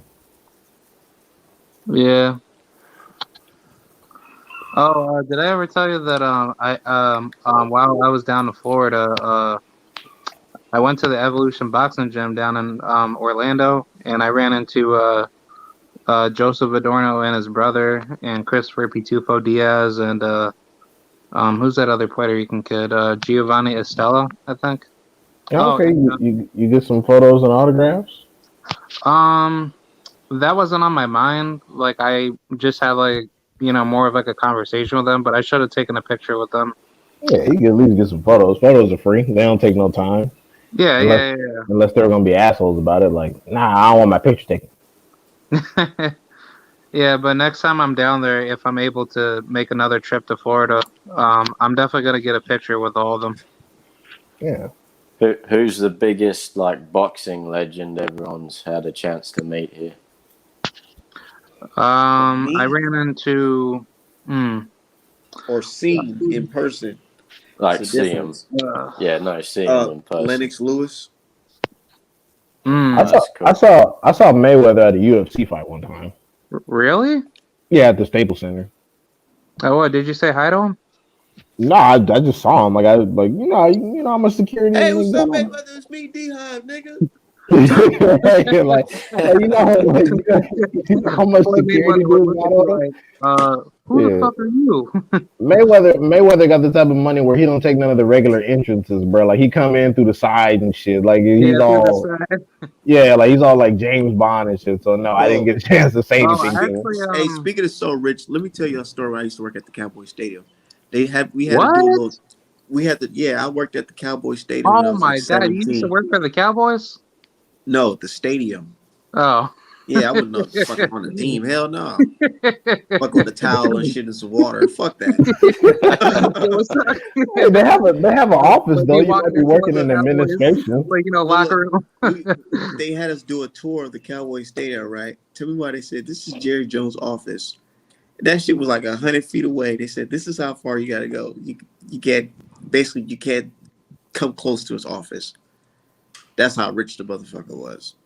Yeah, because you might be like a spy or some shit. You can't be in there stealing plays and routes and shit. You might be on some espionage. Like you might secretly work for the Patriots, and it might be trying to get you a job over here so you can break into the office. And that's why when you guys said when y'all said that video gate or whatever, Spygate, I believed it because I'm like, dude, there's been so many times where I worked at the Cowboy Stadium. I could have just like been sitting there with a camera in my fucking pocket, watching these niggas do this shit.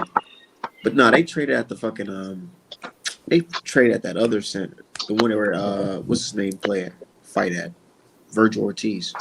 Oh, Virgil Ortiz. Yeah. Well, my father, he went to college over at UAlbany, here in upstate, but he actually used to run into Tiki Barber and his brother Rondé. They used to come up to UAlbany a lot to train. Yeah, we gotta keep in mind these people. They're all still regular people like you and I. They just got different tax bracket. Dude, I was like a little bit nervous talking to Lubin that day, but if I had like my thoughts together, like I was gonna have like a pretty good conversation with him. I mean, if you have some backup just in case you get mad. Do you guys?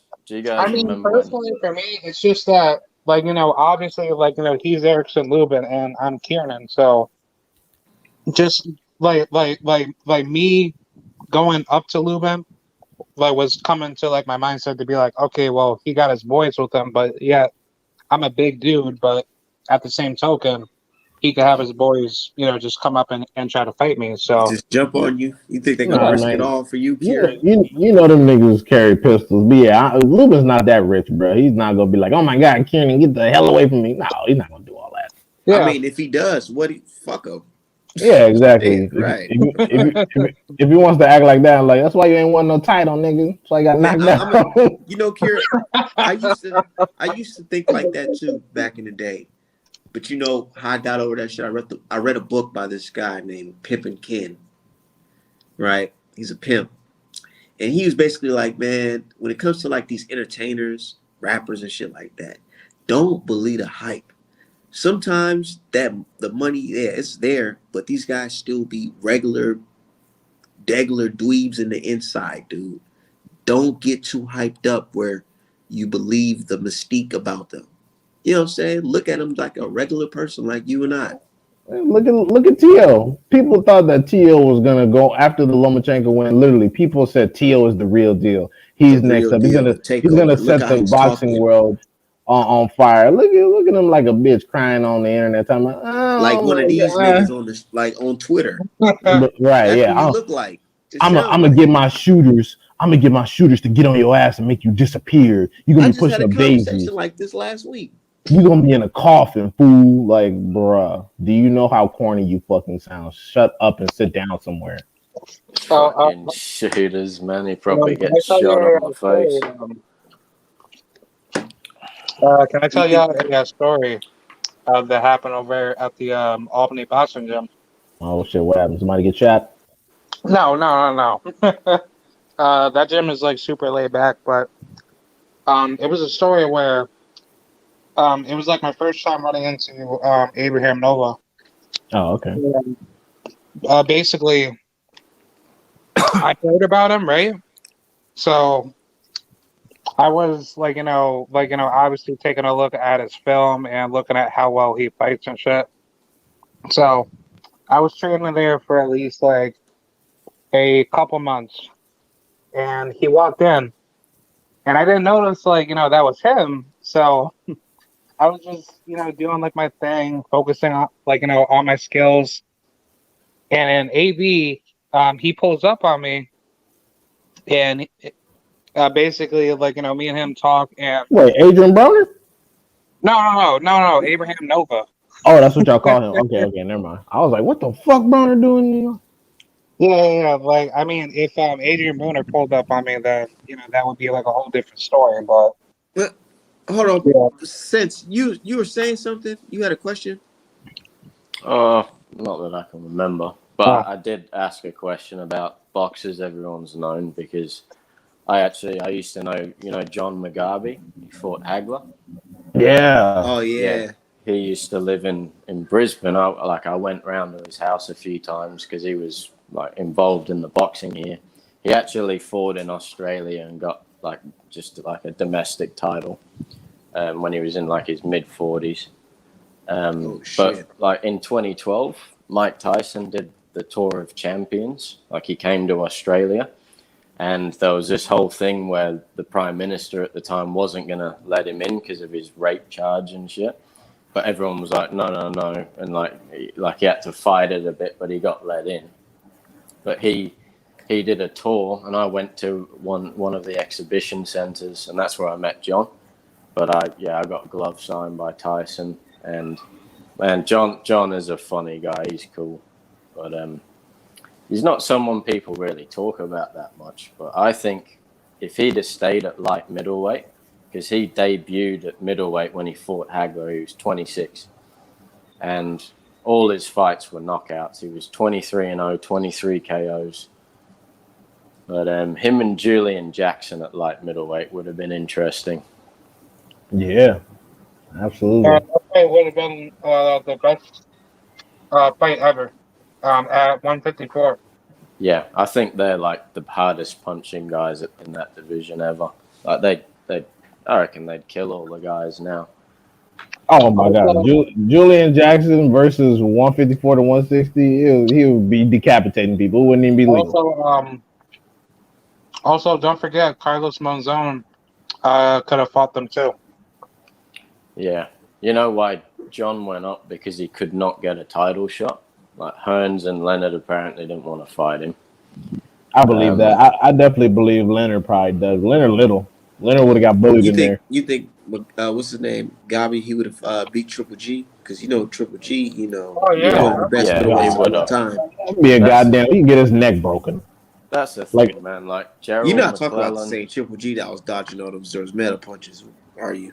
Triple G can punch, but I don't think he can hang his head with the top 10 middleweights of all time. I feel like they'll Roy mix. Jones I feel like they're just mixing them up, like hit them up. Because look what Derevchenko was capable of doing. Just the fact that somebody was able Kell Brook did to him. Yeah, the fact that somebody can go up top out and go to the body. You know what I'm saying? Mixing you instead of trying to box you and throw 1-2s. Somebody actually throwing combinations on you it fucks Triple G up. I don't care what nobody say about Triple G's chin. If Triple G, Charlo, Canelo at 160, any one of them motherfuckers take a straight right or a looping right from Julian Jackson, the shit is over. We will not be hearing from you. You will be gone. Yeah. You don't think Charlo could take a punch? Hell, I mean, no, he could take a punch, but from Julian Jackson, dude, Charlo will get slept. It wouldn't even be, dude. Charlo will be dusted. Also, I was gonna say, Gerald McClellan, would probably beat everybody right now at 160. Gerald McClellan too. Gerald McClellan, he wouldn't one shot any dudes, but he You would think they definitely fucking stop with somebody. Andre? Uh, Gerald McClellan would beat Andre ass, Versus bro. Julian? Bro, come on now. Let's be real. Andre might be able to outbox Julian Jackson if he could avoid getting hit, but Gerald McClellan will beat Andre ass, bro. I'm telling you that right now. He'll beat Andre's fucking ass. You think Julian Jackson fucking with Canelo? Yeah. Absolutely. The thing is, Even on the clean? yeah, Julian Jackson had a suspect chin though. That's why I edge him in a fantasy match with John Mugabe, because John Mugabe had a fucking chin. But when he lost to Hagler, he's just never the same mentally. Yeah, because all 5 of Julian Jackson's losses came by knockout. I know that. But with Canelo at 160, yeah, I think Julian Jackson got a good shot. Anything above that, nah, it'd be a problem. But at Julian Jackson beating Canelo? Yeah.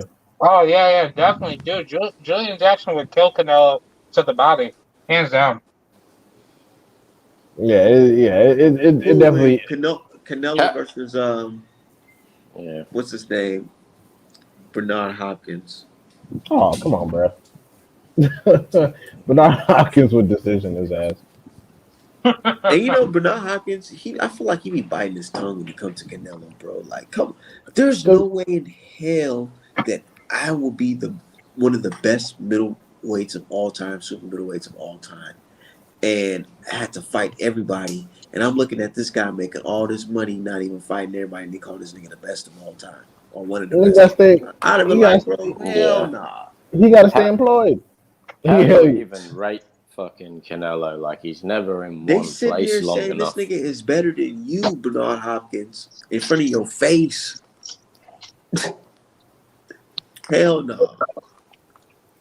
Nah, I mean, Oscar's got dirt on him.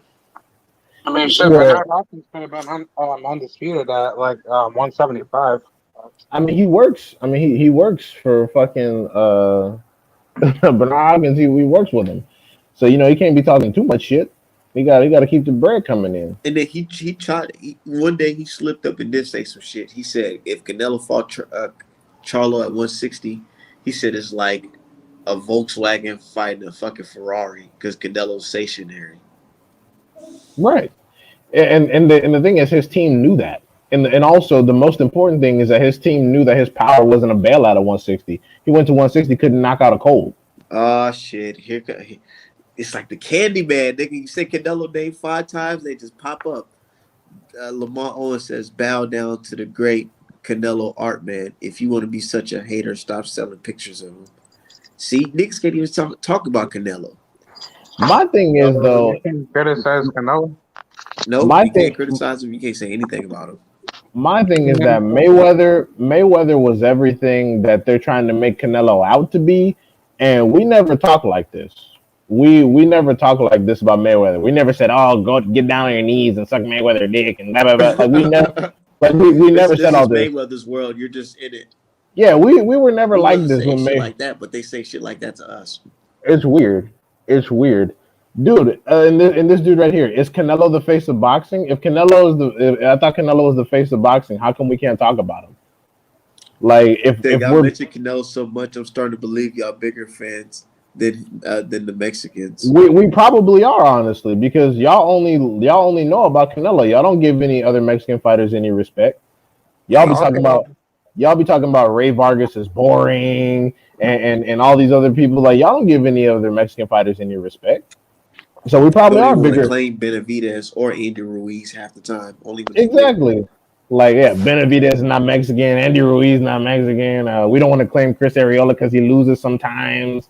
It's just like nobody over there in your Facebook group was talking about Ray Vargas until I was talking about Ray Vargas. You motherfuckers didn't know who he was. All of a sudden, it's we got to give some respect to Ray Vargas. You didn't know who the fuck he was, man. And then hear these guys talking about some oh, Cruz. But y'all saying, oh, Javante Davis fighting another bum from y'all Exactly. country. Exactly. What the Y'all fuck? all said Cruz wasn't shit, and Shit. now he gets in there and Tank doesn't get a knockout. All of a sudden, it's well, he lost. You see Oh, how Like he's a strong you star. see how strong us warriors are? Yeah, we get it. We Musa get it. Cruz, he's a star, man. yeah, it's funny That because was they a good fucking knockout by Tank. That uppercut, man. oh no, that was Santa Cruz. We're talking about Eastside Cruz. Yeah, Oh, Isaac. okay. I You don't. talking Yeah. about the one that survived the uppercuts. Yeah. Oh, Yeah, but okay. if Javante didn't injure his, left hand, he would have definitely stopped him. Yeah, that's what I Yeah. said. That's what I said. I said if he didn't break his hand, he would have got the knockout. That's how it goes. Do But you you see Yeah. how think he fast could they was beat switching Devin? up on Javante Davis? They like Javante Davis right into that moment because I'm hearing them say, oh, Javante lost. He lost. I was even hearing rumblings of them saying that he was scared of Cruz in a rematch. Yeah, Yeah, that's stupid as hell. but to answer your question, no, I don't think Tank will beat Devin Haney. I don't think a lot of people will beat Devin Haney, which is why the one reason why I'm a fan of Devin Haney is because I'm always a fan of boxers that don't get no respect. That's why I like Ray Vargas. Yeah. That's why I like Benavidez because they don't get any respect. And yeah, no, I think a lot of people will lose to Devin Haney. And here's how I know: every time you talk about Devin Haney fighting someone that people say will beat him, the people that support that person instantly get nervous. Like whenever you talk about Devin Haney fighting Tank, the people that pick Tank to win will be like, "Oh well, he'd be wanting too much money." And I'm like, "What are you worried about the money for? What are you worried about anyone's money for? You should just be focused on fighting." Like when you talk about Devin Haney versus Tiafimo, oh well, the money, or Devin Haney versus Lomachenko, oh well, the money, and he priced it himself, or Devin Haney versus Kambosos, so or Shakur or Antonio Russell, like all these different things. Whenever you actually talk about making the fights happen and what you could do, everyone starts talking about somebody's money. I'm like, what the fuck are y'all worried about people's money for? I don't give a fuck how much Devin Haney get paid, so why are you worrying about it? I actually like Devin Haney, but as soon as you talk about mentioning it, like first when you're talking about him, he can't punch, he gets hit too much. As soon as you talk about making the fight happen, well, his promoter and his money situation. Da, da, da, da. What you worried about all that for? You're supposed to be a boxing fan. What you worried? What are you worried about all the money and the calculations for? Just worry about the fight. Yeah. The corrupt boxing game screwing over Haney is probably only going to give him a shot if he has to jump up a division or two. The way it's looking, which could be Yeah, dangerous, but that's sort of that's reminds how me it of goes. Kell Brook Triple G. Yeah, that's how it goes. And to be honest, he is gonna have to take a pay cut when going to another network until he puts in his work over there. And I hope he expects that, and I hope he knows that because these sweet ass little paychecks, they're gonna cost you legacy, and ultimately gonna cost you a lot in your career. So hopefully he learns that. But as far as the money is concerned, like when you talk about making Frank Martin and making this, making that, like the first thing those people talk about is his promoter and the money. Like, don't worry about all that. Don't worry about that. Worry about making the fucking fight. Yeah, Devin is making good money though, isn't he? Even though he's getting screwed over. He's making excellent money for the opposition he's fighting, and that's Yep. because he's one of the rare stars that is actually marketable over at DAZN, and also because he's a promotional free agent. He has his own promotional company, so he doesn't have to split fees with a lot of other people. A lot of other people Yeah. have to, split the costs and pay a bunch of people. Devin Haney doesn't have to pay anything but taxes, and the WBC probably. Yeah. I wonder if instead of chasing all these guys that aren't going to fight him, if he just fought like 5 to 8 times a year, like the old school fighters, and just racked up like a huge record. He wouldn't get any credit for it. I mean, that'd be cool. I'd love to see it, but he wouldn't get any career credit for him. People would just call him a bum basher. They'd be like, "Oh, look at him. He refuses to fight anybody real. And they would basically say Haney's ducking everybody. They would just switch it. They would say, "Oh, see, no one's avoiding him. He's ducking everyone. He's only fighting bums." Yeah, you can't win, I guess. There's Yeah, always a exactly. narrative. Yeah, like Triple G spent his whole career doing absolutely nothing, and people made him pound for pound number one before he even fought fucking Jacobs. People Sit, literally to this people literally to yeah. this day can't even remember who he got his first legitimate belt from. They have to Google it. No, I never rated Triple G. Obviously, he could punch, but like when I first questioned him big time when Kell Brook fought him, and at the time I thought Kell Brook was one of the best welterweights in the world. Like he was still IBF champ, I think, and then the negotiations went through with Eubank because Triple G was meant to fight him, so Eddie Hearn just threw Kell Brook in there. But to go up 2 divisions and he's like outboxing him and landing a fucking right hand every few seconds, like. Can you imagine Kell Brook doing that to Marvin Hagler or fucking Roy Jones or something? And they tried to make out that Triple G, who was it? It was Bernard's defense record, wasn't it? But he had the WBA Super. He wasn't unified. No, well, the thing about the defenses is that people don't realize, people forget that for a lot of the bulk of those defenses, it was the WBA regular and the IBO title, 2 titles that nobody respects. But it's funny because when Tank gets a WBA regular title, the title means shit. But when Triple G was faithfully defending the WBA regular and the IBO, everyone's like, oh, well, he's easily better than Marvin Hagler and Bernard Hopkins and all these people. And it's like, oh, but I thought the WBA regular title didn't mean anything. So, but that's how short people's memories are. That's how you can tell they don't really know any boxing. Yeah. No, like, who did he beat? Fucking... What, Daniel Geale and that Canadian dude who had a bit of a left hook, like, there's really nobody until he fought Brook and Canelo. Yeah, there's Steve Rolls, but that was after from Canada, the one with like the big comb, David Lemieux. Oh right, yeah. See, that's the thing. If you beat David Lemieux, you're instantly like the best thing on God's green earth. Apparently, if you beat David Lemieux, I don't never understand. Heard of him before or since. Same. He's Daniel Geale. Fucking yeah. Yeah, the David Lemieux is not garbage, but it's like, again, he's not someone that's famous for anything except mostly losing. Like that's what I'm saying. Like these people, they build fighters, and they're only famous for losing. Like Richard Comey is only famous for losing, and yet Lomachenko, like people are like, oh, Lomachenko should get automatic undisputed. It's like, how he beat a guy that's only famous for fucking losing? Like, what are we talking about here?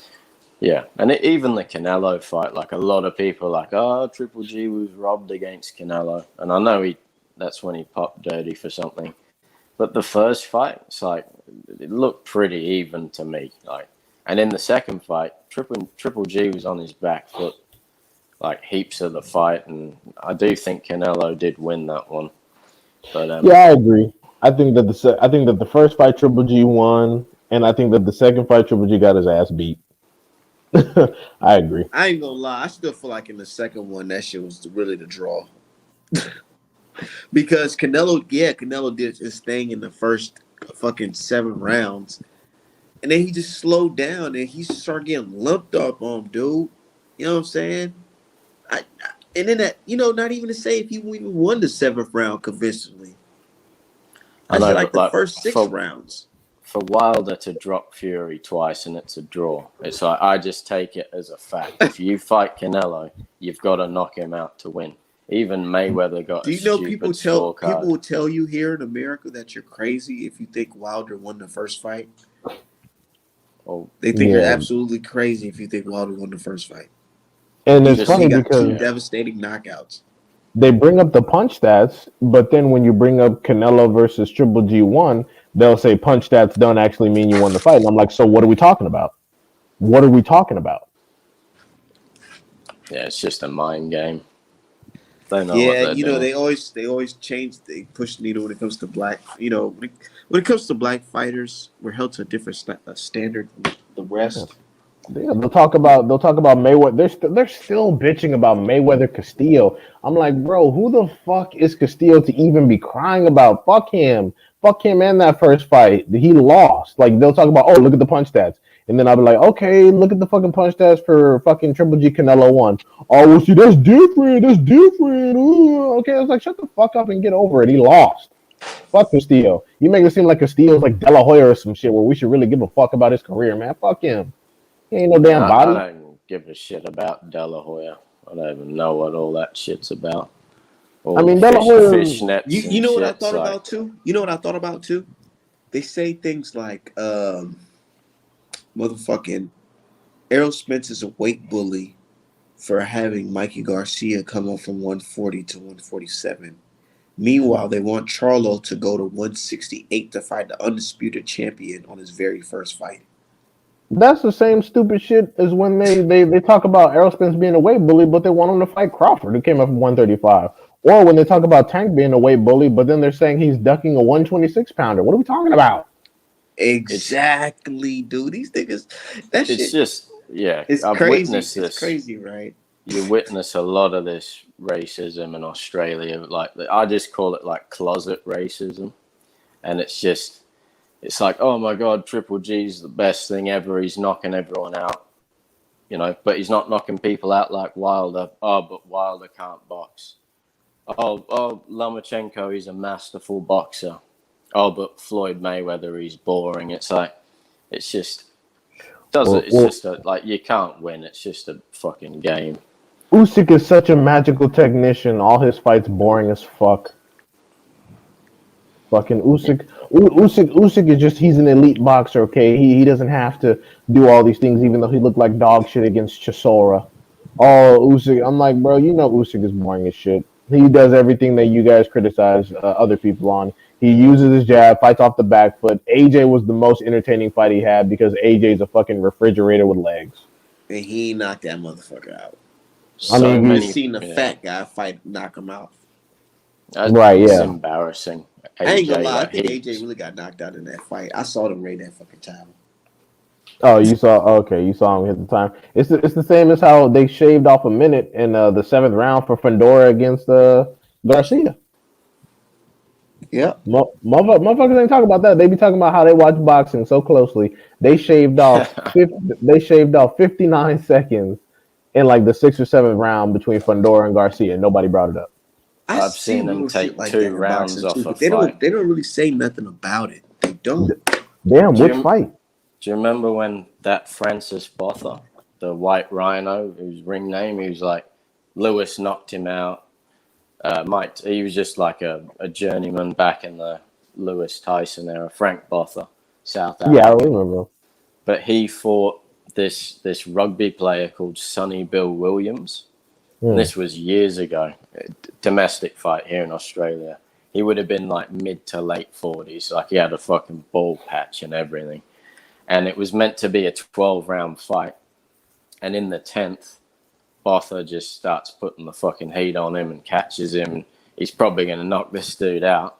And they're sitting on their stools, like the in-between round, fucking getting ready for the 11th. And then the bell just rings that the fight's over. And you can see posters that have, weird. Damn, that shit's crazy. But yeah, man, people, shit like that be happening, and motherfuckers claim they watch boxing so close. Motherfuckers will quote the fucking contract details of some shit they've never even read before, trying to cry about they know boxing, but then they'll miss a minute being shaved off a round in a fucking fight. That shit gets on my nerves so much. Did y'all see Joshua versus Taco? I would never forget watching that fight. This nigga called his own time out in the fight, and the ref just let him do it. I was like, you talking about Joshua versus Takam? Yeah, go watch it. Shit, go rewatch it. It's been so long. I think I went to the bathroom when that shit happened. I've got a link here. I could send it in the chat, but I found an article on this. The fight that was fixed. It says the fight was cut short from the original 12 rounds to 10. Williams looked in control for most of the fight with more blah, blah, blah. The fight was reduced by 2 rounds by the referee. There you go. I remember fucking watching it like in a bar or something, and you're looking in the bar at the promotional, like the poster in the bar, like fucking Saturday night, whatever time, 12-round fight, and you see him stop it in the 10th. Everyone's like, what the fuck? But yeah, that's the posters how far. Made. Yep. Kind of like how they only had to have a statue made for Valdez the next day after with the belt. Yeah. It was kind of like how when they came out and said, oh, they stopped the fight early for Joshua. I'm like, okay, that's fine. Y'all noticed the Joshua situation, but y'all didn't notice these that we're talking about. You didn't notice Fundora getting saved an extra 60 seconds when Garcia started taxing that ass. Well, because they had to save Fundora for that Lubin fight. It's just, I mean, and keep in mind, go ahead. Sorry, I was just saying, what's the solution? Like, we can have this discussion of like Russian dolls where you just put one inside the other over and over of like all these fucked up examples, but it just looks like it's getting way fucking worse every year. Like, It's because the fans endorse it. The fans They need do. to use their newfound media power to actually call this shit out. But when they see things happen to certain fighters, they ignore it, and when it happens to other fighters, they endorse it. The fans don't fucking care. Like if you try to explain this to a fan, they'll talk about conspiracy theory, but then they have no problem talking about how AJ got saved from a knockout. Who the fuck is AJ that they should be saving when they know that they have a fucking rematch clause? Or He's already been knocked out. Fuck y'all talking about? I tell you this, when Elvis Rodriguez and Terrence Crawford talking about some Top Rank over there, they racist as fuck, man. And fans like, I don't know about that one. And now Michaela Mayer and fucking the Nui fans are like, Bob Arum, he's such a bad guy. He's such a bad guy. But just a week ago, it was impossible for him to be racist. He's racist and misogynistic. Oh, bitch, duh. Fuck you The think? motherfucker is 90 years old, you fucking idiot. I'm like, dude, he's racist and misogynistic, you stupid fools. He's out here disrespecting. Yeah, he's out here disrespecting the most prominent black fighters in all of history. You think he care what a bitch talking about? Bro, you don't make no money. Like, get the fuck out of here. This wasn't Bob Arum was from the era where your wife was known as your fucking dishwasher type shit. You know what I'm saying? He's from fucking baby boomer era. Yeah, he's fucking old. Wife is just known as a fucking house slave, nigga, where you just come home drunk and just beat on your wife. They was doing all types of shit in this era. He know what the fuck's going on. He was going to exotic countries and, doing some strange stuff. Yeah, he admitted to doing that shit strange. Nobody called him a pedo. Just saying. It's just saying, because some girls be a little young age. Sometimes them girls don't even be girls. Oh shit! What was that 7 cents? I was Bob gonna say, Arum, sorry. I was gonna say that wasn't Bob Arum like Ali's secretary at one point, and that's how he started out. Like he took Ali's promotional company Bob Arum's a swindler. Yeah, he went from a district attorney position to he just transitioned into boxing. I forgot his exact transitional point. I'm looking at it right now because I know he's an attorney. Went to Harvard Law. Started off as a prosecutor, locking motherfuckers up, and then he was actually assigned to the DOJ to confiscate the proceeds from the Sonny Liston versus Floyd Patterson fight. And which he met a closed circuit television pioneer by the name of Leo Burnett and Co. Vice President, whatever the fuck. And he just happened to meet that guy and then got him involved in the promotion game. That's it. So he just met a dude. He was white, had a degree from Harvard. They were like, oh, sure, you can handle this. And then he's a promoter now. Yep. Yeah, he's Jewish too, Bob Arum. He'd have a lot of connections. Yep. But people don't want to talk about, the racism the anti-black racism that, Jewish people perpetuate because Ben Shapiro is Jewish and he's one of the most alt-right individuals on the planet. But, they don't want to. Ben Shapiro, he's a with Bob Arum, though, hold on. Somebody had to teach Bob Arum that MBF list, or do you think he just got that on his own? I feel like that's an OG game now. It's even passed down to Bob. Who more OG than Bob? We talking about Gandalf the Grey? Like, come on, bro. He came up. He was born around the same time as Betty White. He know what the deal was, especially when he saw the evolution of boxing from like the 1930s and 40s all the way to the 60s and the Muhammad Ali. He knew what the hell was up. He was like, "Oh man, we're gonna need to figure some shit out. They're gonna blast us all out." Especially if we don't organize it now, by the year 2022, they're gonna fucking take us out. Especially when you're dealing with people after desegregation. He was like, "Fuck, they let them go to the same gyms and schools and shit." God damn it! Shit. I got a question for you, 7 Cents. Yep. What's your thoughts on Ebony Bridges getting that title shot through the IBF, knowing that she was number 10 on the list, and for some weird reason, I guess she gets a title shot. Like ahead of 9 other females. Wait, who's she fighting? She's gonna Well, fight the IBF champion Cecilia Roman, right? Oh, oh shit. Okay. yeah. Well, to be honest with you, man, I don't know shit about that. I don't watch female boxing. Like, I barely watch men's boxing at this point. Pretty sick of the sport. But yeah, Okay. I've seen some Clarissa Shields and that, but yeah, Oh, I haven't seen her fight. Yeah, Clarissa, she's fighting this weekend. Yeah, I'm excited for that shit. Mm-hmm. Yeah, I'll But wait, check so that Ebony out. Bridges getting an automatic title shot, and then she ain't put the work in. Yeah, pretty much. Her very first title shot opportunity came through a vacancy, in which she lost to Shannon Courtney, that white British chick. Right, it fucked her eye up pretty bad. Yep.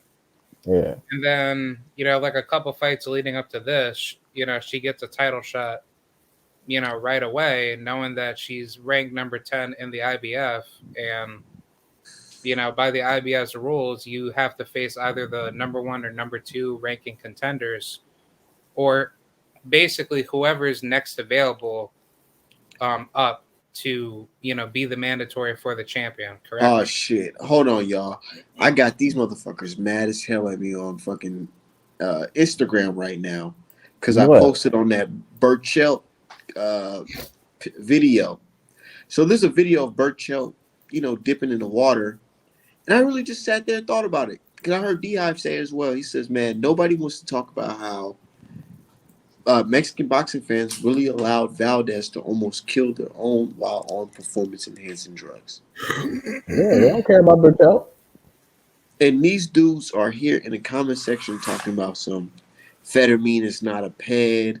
Oh my fucking god, bro. Okay, it's like those motherfuckers go from ESL classes to magical PhDs in chemistry. I'm like, dude, shut the hell up. You don't know what you're talking about. If it wasn't a PED, he wouldn't have had to make excuses. If it wasn't a PED, he wouldn't have got popped for it. He wouldn't have failed the drug test. But it is. Yeah. Like, y'all don't know shit about shit. Stop talking. You know what he says? He said losing some. He said, hold on. He said, why would a guy who on an average weight 225 drop down 50 pounds 3 months? You could literally die for losing so much weight. I don't know what the fuck he's saying, but he said, Are they I also saying see that Valdez? he said you're crying about how integrity of Andre Berto, Whitaker, James Toney, Tarver, Shane Mosley all tested positive for PEDs. And I'm like, dude, none of the dudes that you listed are active boxers. What the hell are you talking about? Not any of them. None of them. They're just trying to move The goalposts, yeah. Yeah. And That's the thing is, just like a copy and paste that shit. I see it all the time. That fucking comment variation. yeah. On top But of that, a lot of those fights that those people were in, they were either punished or they got fucking they got no contests. So it's like, so if we went back and got some justice for Miguel Burchell, great. Like let him get a fucking no contest or whatever. But that's not the situation. They just let it ride. also, with Top Rank, these dudes be feeling like, I feel like Top Rank be intimidating these dudes too.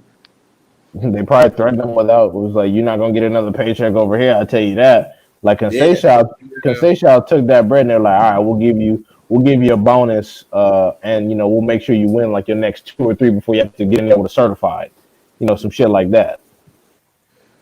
Yeah, a lot of this shit is choreographed. And then the fighters who are real and don't do these backdoor deals, they're the ones who get fucking dodgy gloves and steroid shit coming from the opponent.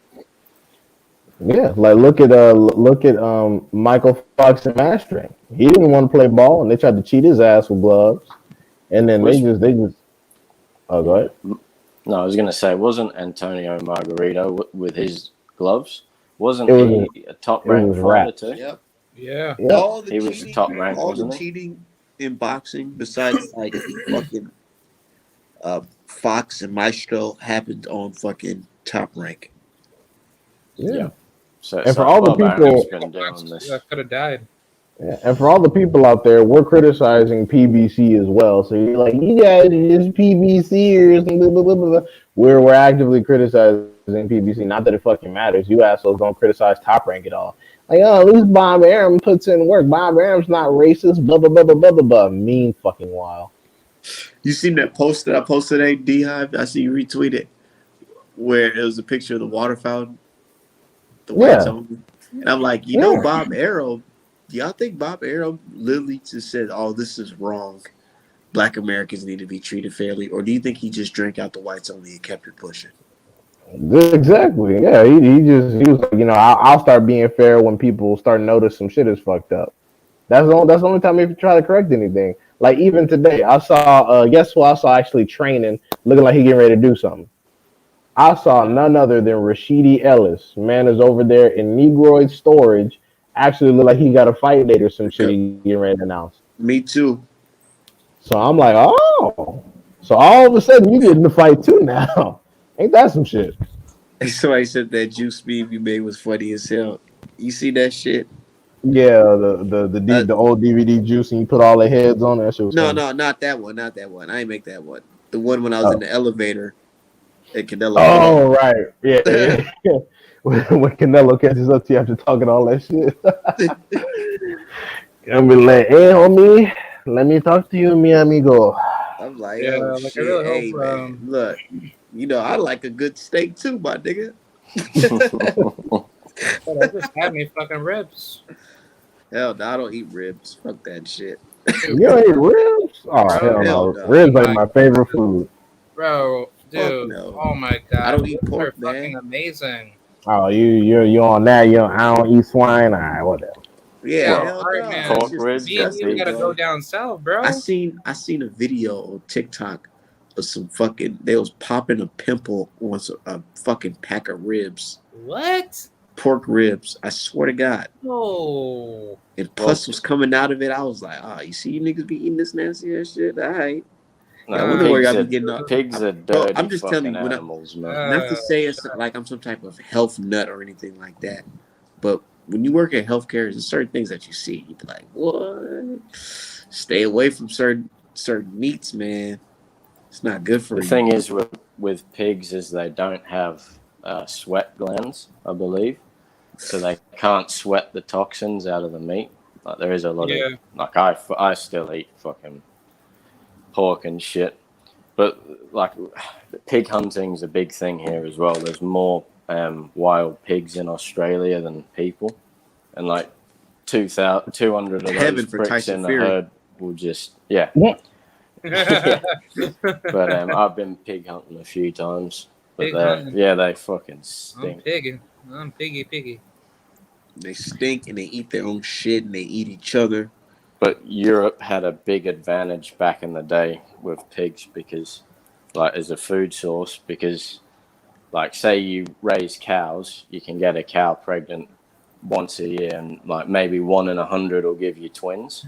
But pigs, they can produce like a litter or whatever the fuck it's called for them every 3 months, 3 weeks and 3 days is when they gestate and can get pregnant or whatever it's called.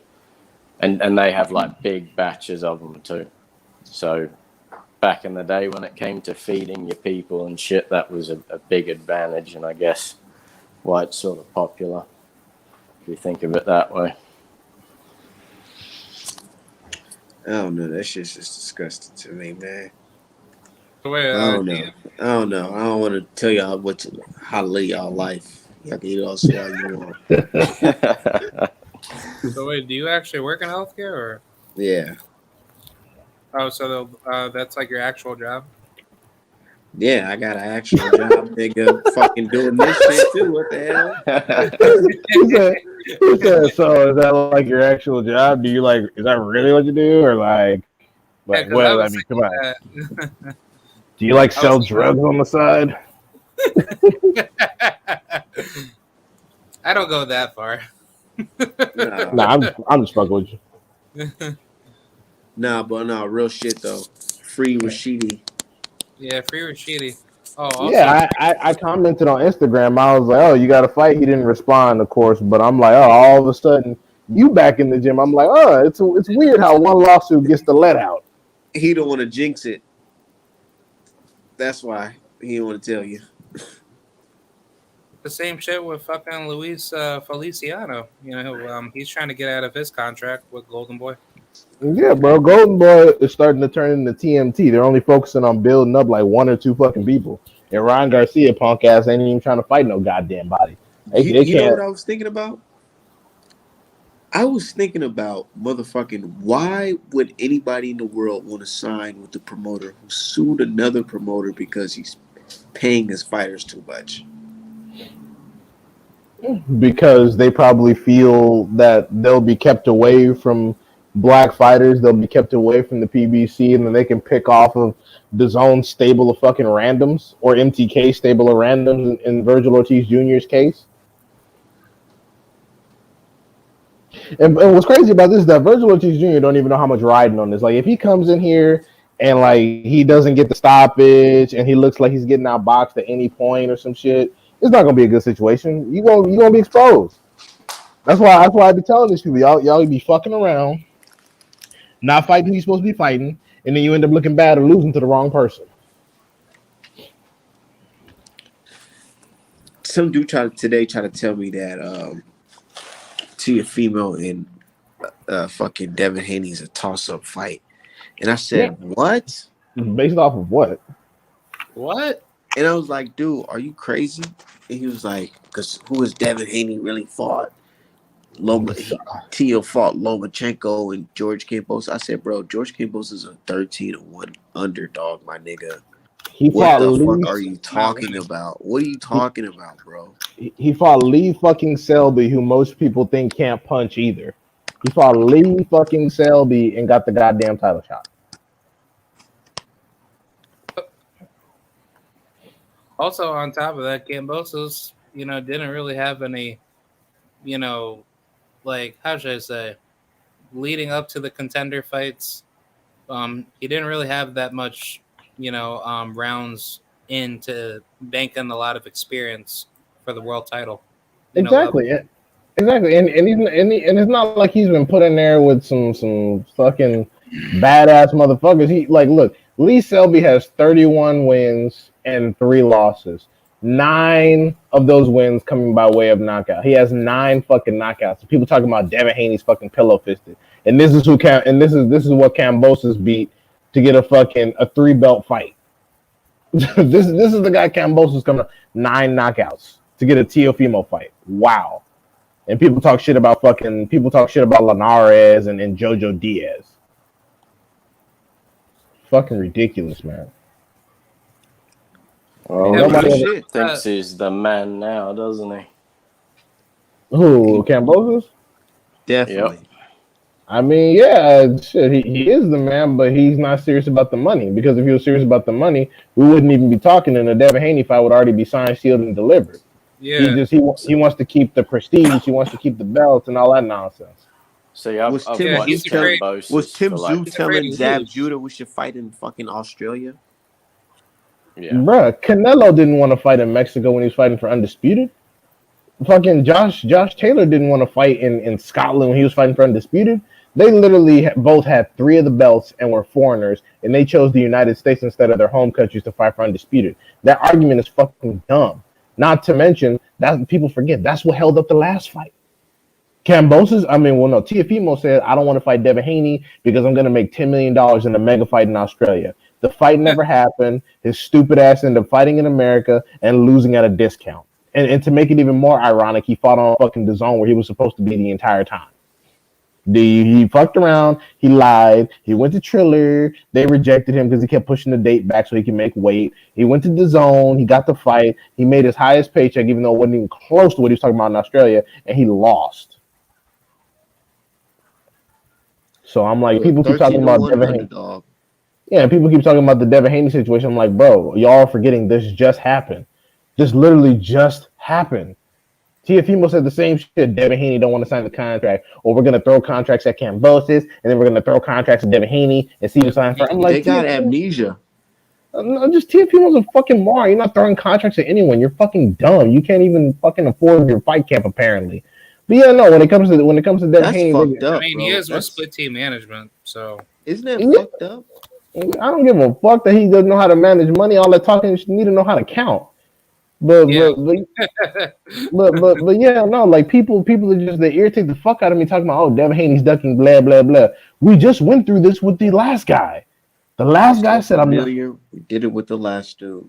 Also, We literally did it with the last guy. TFP literally said, I'm not going to fight him because I'm getting a mega fight in Australia, even though it was during the fucking pandemic and everybody knew it was a lie. The same shit's happening here. Kambosos' next fight will be in the United States, most likely against Lomachenko. I don't think that's gonna happen though.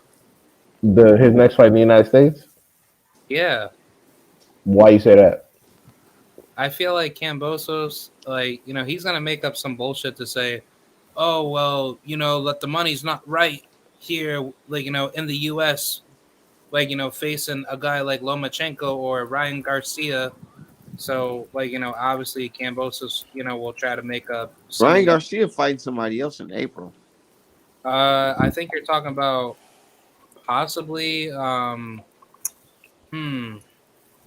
I think I was hearing that he was gonna fight Tevin Farmer. Yeah, Tevin Farmer or that other dude. He's that Mexican dude. No, I don't think he's like Tevin Farmer. Well, Tevin's supposed to be fighting Mickey Bay, but if fucking Tevin take the Ryan Garcia fight, I'm gonna be a little bit mad at Tevin Farmer, and Tevin Farmer gonna lose. So I hope it's worth it. Don't say that. Don't say that. Don't say that. No. Because if you say that, they're gonna say you don't know boxing. No, yeah, sir. Tevin Farmer's fucking cousins, I guess. Tevin Farmer gonna fucking lose. Tevin Farmer can't punch, bro. Like you can say whatever you want, but the fact of the matter is that Tevin Farmer has only gotten older. He's only been more inactive, and he can't fucking punch. He's never been able to fucking punch. Yeah, well, the reason why that I say Tevin can beat Ryan, like theoretically, is because Ryan, he has poor ring IQ, and his defense is not good enough to actually even, keep up with Tevin. Also, Tevin has the type of power that Ryan has enough. He can risk not having good defense against Tevin Farmer. Yeah, Tevin Farmer can't fucking punch. Literally. That's what I'm trying to say. He cannot punch. He does not have enough power. Like, look, Luke Campbell couldn't punch. You put him on his ass. Okay, I get all that. Tevin Farmer does not have enough power to knock Ryan Garcia unconscious. And also, Ryan Garcia is noticeably bigger and noticeably faster, at least on the hands, than Tevin Farmer. So all that Pernell Whitaker shit is sweet. But if he gets him in the corner, starts letting his hands go, Tevin Farmer going to get his eyes knocked straight. Yeah, but like, what if Tevin's able to control Ryan? With what? By getting Ryan off guard, with his shots. That's cool, but again, he doesn't have to go in there and win on points. Yeah. Yeah, and the thing about points is that this is Ryan Garcia's first comeback fight for Golden Boy, who have not even recouped close to their investment in this boy. You think they're gonna let? You think you're doing good? Chris Mannix is on the mic. Oh, Tevin Farmer is losing this fight. Yeah, you think they're gonna let Farmer have a fucking decision? No. Yeah, Tevin, it's just the reality. Tevin Farmer cannot punch. It is the sad, dismal reality that Tevin Farmer cannot punch, and he does not do anything particularly well enough to where he's just going to be boxing Ryan's like fucking ears off. I mean, can Tevin Farmer beat Ryan Garcia? 100%. But the reality of the situation is that he cannot punch. I mean, shit, I would even favor Mickey Bay to beat Ryan Garcia. And hey, that's a better fight. That's a significantly better fight. But unfortunately, the situation is Tevin Farmer can't punch. Like, and keep in mind, Ryan Garcia also has 4 inches on Tevin Farmer. Tevin Farmer not gonna be able to reach his fucking chin. Ryan Garcia would have to come down and fight on the inside and get real close to him. So, like I said, Tevin Farmer gonna lose, man, and probably by stoppage, to be quite honest. Yeah, I just want to see Ryan's back. Ryan's back. He beat the guy that tanked ducked. Yep. God, it's gonna be so fucking stupid. Like I said, I hope the crowd's gonna be like, "Damn, Ryan Garcia, he's the real deal, man." No. Oh shit. He He said, knocked "Father." he knocked out Tevin Farmer. I didn't think he could do it. I mean, if Yeah, he that's knock how it out, works, man. I mean, Tevin Farmer only 31. So if he knocks him out, I'm gonna give him some respect. But it's not like Tevin Farmer doesn't already have like 5 or so losses, and We but never I'm seen Tevin Farmer stop before. But that's what's gonna make it big. But is Ryan yeah, even worth willing to take that fucking risk exactly. He don't even know who he wants to fight. He trying to figure out how to be wealthy from boxing without boxing. without boxing? Yeah, me Yeah, too. I don't know. I'm in the same boat. Yeah, yeah, I don't know what the fuck. I'm I in the don't know same what the boat. fuck going on. He man really does not want to fucking. He don't want to put in the work. He really doesn't. He Yeah, wants but to. He wants to do the shit that Jake Paul's doing. just basically make money by fighting a bunch of nobodies. Yeah, And because and it's that's what risky I'm. going in there fighting a tank, dude. Tank can like kill you, bro. Literally, he can kill you. Shit, Gervonta wanted to fight fucking Jake Paul. Oh shit, Tank crazy. He getting in there with a fucking cruiserweight, but Tank probably beat his ass. Yeah, he whooped Uh, McAvoy's ass in sparring. yeah, Gervonta could easily beat the shit out of him.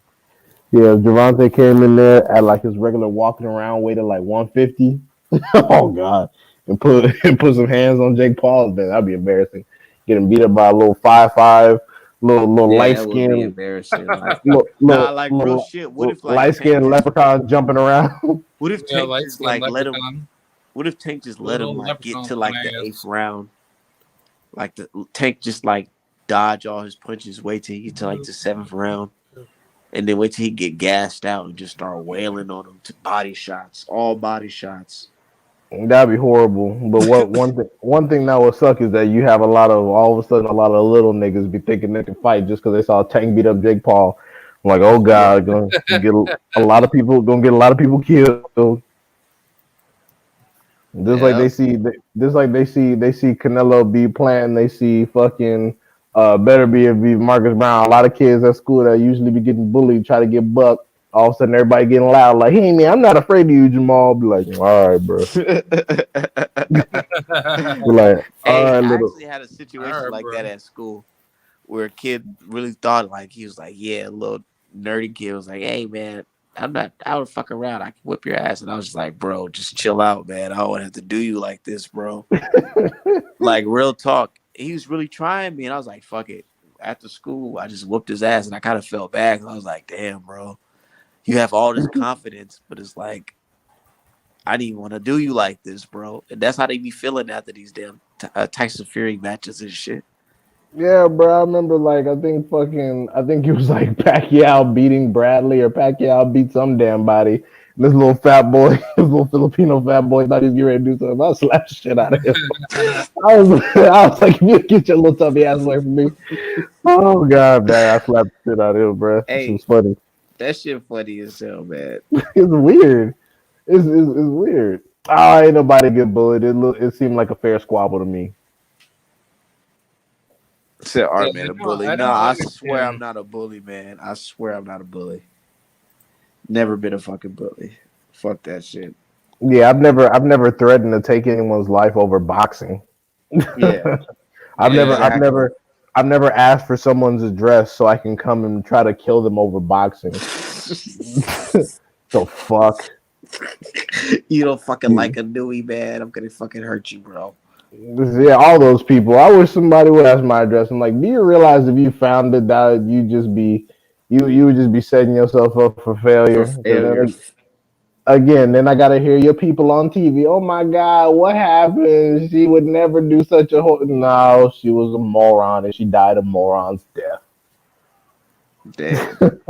I don't give a shit about that. I can't stand that shit. People want to fucking throw stones and then fall back like they're the ones being attacked. Like, no, you gonna get the smoke like everyone else. I don't care who you are. Shit's aggravating. I've never threatened to kill anybody over boxing because it's dumb. I don't give a fuck about these people. That's just like when people talk about I'm protecting Devin Haney. I'm like, how am I protecting Devin Haney when I want him in all these dangerous fights? You claim that he loses horribly. People talking about, oh, Antoine Russell will smoke Devin Haney. Okay, cool. Can we get the fight? Oh, Yeah. Tank will destroy Devin Haney. Okay, cool. Can we get the fight? Lomachenko, Teofimo, Ryan Garcia, they all smoked Devin Haney. Okay, cool. Can we get the fights? Oh, there's an excuse? Oh, okay, cool. I was also gonna ask, like for the Amanda Serrano versus Katie Taylor fight, who do you guys got? I think Serrano probably gonna beat her ass. Yeah, I think Miss Chuck Taylor is gonna get her ass whooped. Yeah, But we already yeah. seen it coming because she's not even supposed to be here. The other girl's supposed to be here. Who? The chick that she fucking robbed, that she had Oh fucking yeah, two yeah, fights Delphine ago. Pursoon. Delphine Delphine. Pursues. Yeah, Pursues fighting Mayer next. Yeah, that's a good fight. That's actually a really good fight. But If May, I don't think Delphine Pursoon is like the same fighter. Like, just obviously due to age, but I'll be surprised if, Michaela actually gets beat by her. they're not gonna. I mean, they're not gonna let her win decisions. So apparently, she got to start knocking hoes out. Like Kiko Martinez, they robbed Kiko Martinez a couple times. She's like, man, fuck that shit. I'm getting this. Belt. Came in and blap, smoke dude. So that's the Yeah, type of you shit. know who I want to see fight? Oh, This woman right here. yes, sir. She Choi apparently is gonna be her next opponent because she got the other belts in the division. So the fight for Michaela Mayer, if she should get past Pursuit, is gonna be Choi, undisputed. Uh, Choi Cho- versus Baumgartner is actually like a really good style she gonna matchup. come out wearing this shirt or some new shit. Yeah, she's Mm. probably gonna do that. Choi gonna get smoked because it Yeah, was funny because did y'all watch her last fight where her coach kept telling her to keep her hands up because she was letting the yeah. other chick get too much work in? That Yeah, was the Simone de Silva fight, right? yeah, I believe so. But yeah, you can't be doing that with Bumgarner because she gonna. No, Alicia. She The got only some thing, strong ass arms, and I'm over here painting that shit. I'm like, God damn, the looking only like thing my that arms. Alicia needs to do is that she just needs to force Choi to her back foot and just basically shoot the jab every time when she's gonna press her, and then Choi, she's not gonna be able to fight properly. And I like Choi; she's a good fighter, but Alicia Baumgartner, she's like built like an Errol Spence in a way. She's just Yeah, like she's lean, she's cut, she's very athletic off her feet. So Yeah, Troy gonna get her ass whooped, and it's gonna be funny. So then, hopefully, I find it finally. Oh, I go ahead, go find ahead. it so weird. I find it so weird that all these weird ass, Michaela Mayer fans think that, Michaela's gonna whoop Alicia's ass. I don't pay attention because these people didn't give a fuck about Michaela Mayer until the Hamadouche fight. That's it. Like I can't stand this overnight fucking popularity bullshit. Like people been watching Alicia Baumgartner, and I know a lot of people jumped on the bandwagon from the Terry Harper fight, but legitimately when it comes to Michaela Mayer, like she wasn't no big shit before Hamadouche. Come on Yeah, now. but on top of that, Michaela Mayer, she wasn't even supposed to be in that position in the first place, because before she became champion, technically Terry Harper was supposed to fight Choi or either Hamadouche, but then she got injured. So Michaela decided to take advantage of getting the WBO title off of that Polish chick. I forgot her name. I think her name is Iwa. But Yeah, but you know what happens when you look marketable over at Top Rank? You get all in placed in all kinds of positions you're not supposed to be in. yeah, so that's why that like in comparison to that other fighter Ebony Bridges, it's the same fucking thing. Just basically flipped. Well, is it? I haven't watched the other girl that Ebony Bridges is gonna fight. To be honest, do you think Ebony Bridges being served up as some food, or do you think this is an opportunity for Ebony Bridges to get a title because she's quote unquote marketable? Definitely the second option because Ebony Oh, she Bridges. she gonna beat girl ass? No, no, no, no, no, no. I don't think that she's gonna be Maria Cecilia Roman, but I just think Ebony Bridges is being used as that political figure through DAZN and Matchroom. For women's boxing to be promoted through sex appeal. Based off of how she's talking. Right, because that's basically. I mean, I watched some of her fights, but she's a fucking former bodybuilder slash math teacher. Oh, y'all Na- talking about the chick Yeah. that they said that's the next woman Ali? Wait, Uh, what? they called her like the blonde bomber. Like Who basically, the who the yeah. fuck said she was gonna be the next Layla Ali? What the No. hell? No, no, no, no, no, No, no, no, no, no, no, no, no, no, no, no, no, no, no, no, no. no. Ebony Bridges is They called basically her just the another. next Ali, nigga, not Layla Ali, nigga. No, Like, The oh, Ali. she's oh, absolute. what the? Honestly, like Ebony Bridges is pretty much on that same hype train with how should I say? She's on the same hype train with Josh Kelly. She's only Everybody known for some titties. She pretty hasn't fought much, shit. Yeah, she pretty hasn't, and much, that's no disrespect to say that I don't like titties, but she hasn't fought shit. yeah. She has put in absolutely no work. She's She only known she she for showing has her tits. she has like no actual fundamentals in her game, and on top of that, she's only marketable because she basically drives like a sex appeal to the sport of female boxing, which to me, I don't really, give a shit about that. But at the end of the day, it's like, are you gonna be a What sex fighter appeal or though? She ain't appealing to me. I mean, she looks good and everything because she had to get the fake tits put in to win bodybuilding competitions. But yeah, the thing about female boxing is people need to stop trying to market it to men. thank you. They need to stop trying to market it to men and actually market that shit to some females. It's funny because females talk about all this powerful women do whatever bullshit, but then when it comes to their sports, men have to support them. Why the fuck we gotta support them? How about you support them first, and then Yeah, we'll think about it. Yeah. They have women's boxing for women, and they have men's boxing for men. Can we both spend money each other's way? Absolutely, but why the fuck are you counting on men to support women's boxing? That's not how it's gonna work. The fucking J Lo and Holly Berry and all the motherfuckers should be front row at that shit. Women aren't really yeah. Well, into sport like we are. the problem is that women's boxing is basically in the same boat, for the WNBA. The women complain to say that the men don't give us, enough shine, blah blah blah, and they try to create all these nonsensical arguments to say that that they don't get paid enough. But the problem is that nobody doesn't show up to go see your to go see your games or to go see your fights. So therefore, they have to beg to the other side just to have them be relevant. Otherwise, their sport, would have died already. So the problem is that it's a lack of marketability, but on top of that, it's a lack of market reputation as well because if you're not going to do your part to advocate for the right things for the sport to grow, then how the hell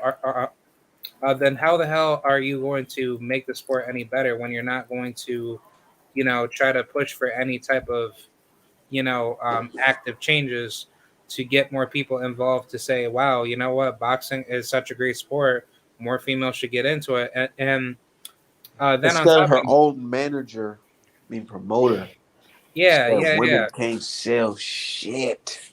Yeah, and that shit pisses me off because I'm like, He said they it's might not as well just go our. back to the kitchen. Yeah, it's not a man's fault for not supporting, like a female fight. It should be Yeah, let the females, opportunity to say, well, let me buy into a female fight, and then if I like it, maybe I should, maybe I should encourage more females to get into You right, boxing. motherfucking Beehive. yeah, Motherfucking J they're Lo should trying be to. front row of this fucking Serrano fight. Yeah, Yeah, they're trying to market it to us, and that's why people like Ebony Bridges, even Michaela Mayer. Michaela Mayer is being marketed because she's marketable. She's a strong, she's a strong white woman. She got some sex appeal. Her boyfriend's black for that angle. Because I told y'all she was a snow bunny. Y'all didn't even believe me. I had to look the shit up. But Who? she's a snow bunny. yeah, Michaela Mayer. Her boyfriend black. Yeah, she's only in it for black dick. That's all. Oh shit. Damn, cry. All right, I didn't say all that, but but No, like, I'm actually being serious. Like, everything that she says is just basically just like to me, I just think it's just, just like a smoke and mirrors, at the end of the day. But Oh shit! Crowd said she got yeah, a fetish, y'all. That's Right. crowd. Crowd always take it to the extreme. I no, mean, but it's Extreme. not that. It's I'm not just like, saying you're wrong. I'm just saying that I don't get those vibes, but I could be off. I just all I got was the initial Snow Bunny vibes, and after that, that's all I got from it. look, at the end of the day, if you run into a girl like that, 9 times out of 10, she's only in it for like your dick. I don't know her like that to be judging her. I mean, Oh no. she just, I just, it's just from my personal experience because I went to school with someone, but yeah, but like I said, she's being marketed, with the kind of sexy and upstanding and kind of the conservative but beautiful white chick look, so. Yeah. And like I said, they need to stop marketing women's boxing to fucking men. And I know they're trying to get these women's sales up and they're trying to make things happen. But seriously, like with Ebony Bridges, I'm not even sure if the talent is there, to be honest. Like I haven't watched enough fights. Her most notable fight, she lost. So I'm just like I'm not even sure if the talent is there. She's just a pair of tits, as This far as nigga, I'm. I've seen her. I've what's seen his name? I her forgot what his training name videos. is. I forgot what's his name, but he's always on the UK publication. One time, Bob Arum clowned him for wearing his fucking shades at night. But anyways, I don't know if y'all know him, but he's some dude who wears a toupee, and he's from the UK. Well, he said that woman that y'all talking about is the next Muhammad Ali, Okay, well, he's or a the fucking Muhammad Ali idiot. of her. Yeah, It's not, Bridges. not She's Johnny not even Nelson, that is it? good. No, he's a white dude with like shades, and like you can tell he's wearing a fucking wig or whatever because he's old as shit and his hair is kind of long. I mean, if anything, Look like Austin Powers, if literally. anything, Ebony Bridges is pretty much like the Australian version for for Vonda Ward. But I don't know who that's that just is. my I don't even know who that is. Vonda Ward. She was that white woman that Uh, got her ass knocked out by. by Ann Wolf, right? Yes. Yep. Yeah, she Yeah, almost that's got what her. she's The gonna look real like if she tall fight one. fucking Yeah, Alicia. she was like the Yeah. tallest female boxer in female boxing history, I believe. She's like 6'6". Jesus. Yeah, Yeah. Yeah, I've seen that knockout. Ann I thought Wolf she was beat the Russian or something. Ann Wolf beat the shit out of her. One punch, she was asleep, almost broke her goddamn neck. You think Ann Wolf could beat a dude? Maybe. Hey, from like 130, if you bring the dude from like 135 or less, maybe yeah. You think Like Clarissa yeah. Shields can really put hands on Keith Thurman? Hell Like, no, she's I know. I want to see that I weak reckon shit. she'd Do take out you Paulie guys really? Malignaggi. Oh yeah, she'll knock him That's out. that's more realistic. But yeah, when she called Do out y'all Keith, really? Thurman, I was like, oh my god, please be She said quiet. she Don't spawned Errol Spence. Do you that really don't think mean Clarissa shit. beat Keith Thurman? Hell no, Keith Thurman will beat her ass. I think But did you Keith hear me? She Thurman. said she said she sparred Errol Spence. They were on the Olympic team together. He wasn't trying to hurt her. No. He wasn't trying to hurt her. He wasn't trying to hurt her. He was taking it easy. No, exactly. Come Y'all on, are so bro. sexist. Y'all hear that, y'all? It is what it is, man. Because he's a man, he was holding back. Do you Errol hear Spence this was guy? On top of that, Errol Clarissa. Spence was allegedly giving work to Mayweather. He could have broke Clarissa off horrible. Clarissa does not have that, intimidating frame that makes you feel like, oh man, she's really, that dangerous to actually. No, look at the I dude. seen her spar a dude one time though. Yeah, That Clarissa dude, sparred the Durrell I brothers. don't know who the nigga was, but he was getting. If I was him, I would not want them to release that footage. But She was Clarissa hitting this sparred. nigga with all types of body shots. I was like, shit. Even Yeah, I mean, she has Alicia. skill, but at the end of the day, it's like, if somebody like, let's just say Gervonta just pulls up on her and says, "Look, bitch, I want to fuck you up," blah blah blah. Oh, I don't know. I don't know. You too strong. Right. why would Javante say that to Clarissa? What has she No, done no, to no. deserve I'm such just, things? That's what I'm saying. Like, damn. I'm just saying, Like, this is a like, goddamn black exploitation movie or something. On some pimp shit, like, bitch, where my money? Get over here. Right. Like, what the fuck? What the fuck is going on? Yeah, Javante come out of nowhere with the gorilla pimping, like, bitch, I said get my money. Like, damn, why is Javante doing all this? He's so soft spoken. Exactly. That's what I'm saying. Like, oh God. Oh my god, that would be so funny if Tank just came out of nowhere and just called Clarissa Shields out. Nah, he wouldn't do nothing like that. They Nah, yeah. just like Clarissa, just like peaceful. just But like she I love Keith Thurman out.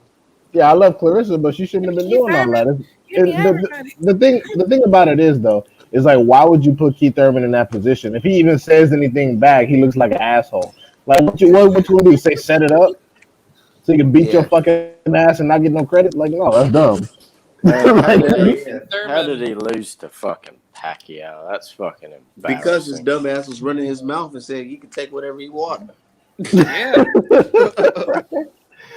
Let Pacquiao cheat. Ugas came in smart. He was like, man, fuck that. We better have some drug testing on this shit. Nah, because he had a back end deal where the shit was already said and done. Yeah. You're boy. Ugas came in smart. He was like, nah, I ain't doing that shit. You better drug test this motherfucker. I'm 36. I can't be fighting. All my life I had to fight looking at it. Man, I used to like Keith Thurman. I can't stand him now. Y'all gonna like him again this Saturday? Oh, you got him against Barrios? No, I know Crowd got Barrios by stoppage. Yeah, I'm staying out of this one. Because I think Keith Thurman is up to Paulo Malignaggi. Oh my God. Are you fucking he only got one loss. Yeah. His pad work and training videos. Keith Thurman got them Paulo Malignaggi hands. Yeah, his pad work looks like shit. Yeah, he looks slow as fuck in those videos to me. The fact that Keith Thurman and Mario Barrios coming up in weight is a 50-50 at this point in Keith Thurman's career, that's fucking tragic. That's fucking tragic. People talking. Keith Thurman had power. What the fuck you talking about? Keith Thurman do got power. What are you saying? Well, I don't think so. Like I personally. He's got like 20. He's got like what 26, 30 fights and over 20 knockouts. They call him one time. Yeah, he got plenty of power. He just when he stepped up in competition. Yeah, he's not knocked anyone good out. On top of that, Keith Thurman hasn't knocked out any high level fighters. Leading up to the high level competition. That's true, but I mean, he did rock some motherfuckers. He rocked Danny Garcia harder than Errol Spence. I'll tell you that. Also, he said Danny Garcia had the toughest chin out of the welterweight. Man, look.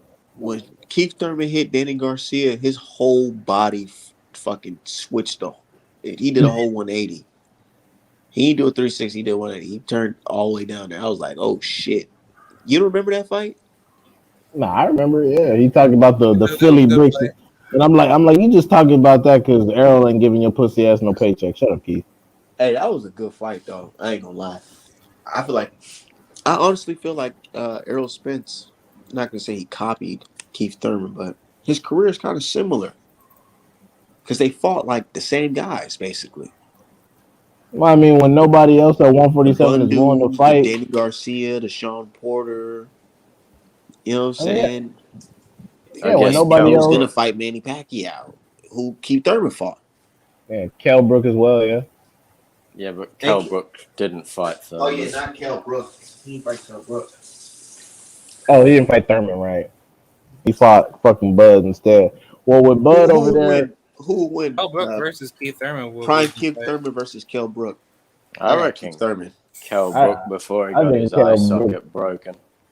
Yeah, Kell Brook probably box him up. Yeah, I think if I was Kell Brook Kell Brook, I'll sue Eddie Hearn. Yeah, you have to give for allowing me to fight Triple G. Man. You have to give him credit for how he fought against Triple G, though. Like, he was actually piecing him up. I don't give him credit because that's the stupidest shit he could ever do. He saw that paycheck and was like, fuck, I ain't making no bread out here. He's like, I don't want to fight forever. I ain't trying to fight Errol Spence for those $200,000. Yeah. He ain't dug no smoke. He fought fucking Errol Spence, Triple G, Bud Crawford. Yeah, but I honestly feel like he took that fight because it was like, fuck it, I don't want to look like a bitch, so I just might as well just take it. But also, like, look at the competition he was fighting under Eddie. How much bread you think he was getting back then? He wasn't getting no life changing paper. He was like, "Fuck, man, I gotta get in there and fight Triple G so I can take some time off. I'm sick of this shit."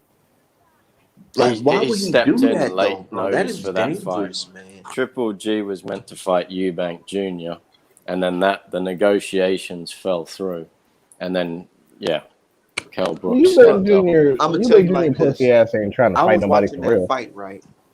And Triple G, he hit fucking what's his name? One of them punches where it's like he looks like he's hitting him on the top of his head. He does like this little hook where it's like Yeah, it literally looks like he's punching him in the dead center of his forehead. it's a corkscrew. It hits you on the temple. That's one of Triple G's special moves. He does that. Man, he did Yeah, that shit to right Kell hook. Brook in the video.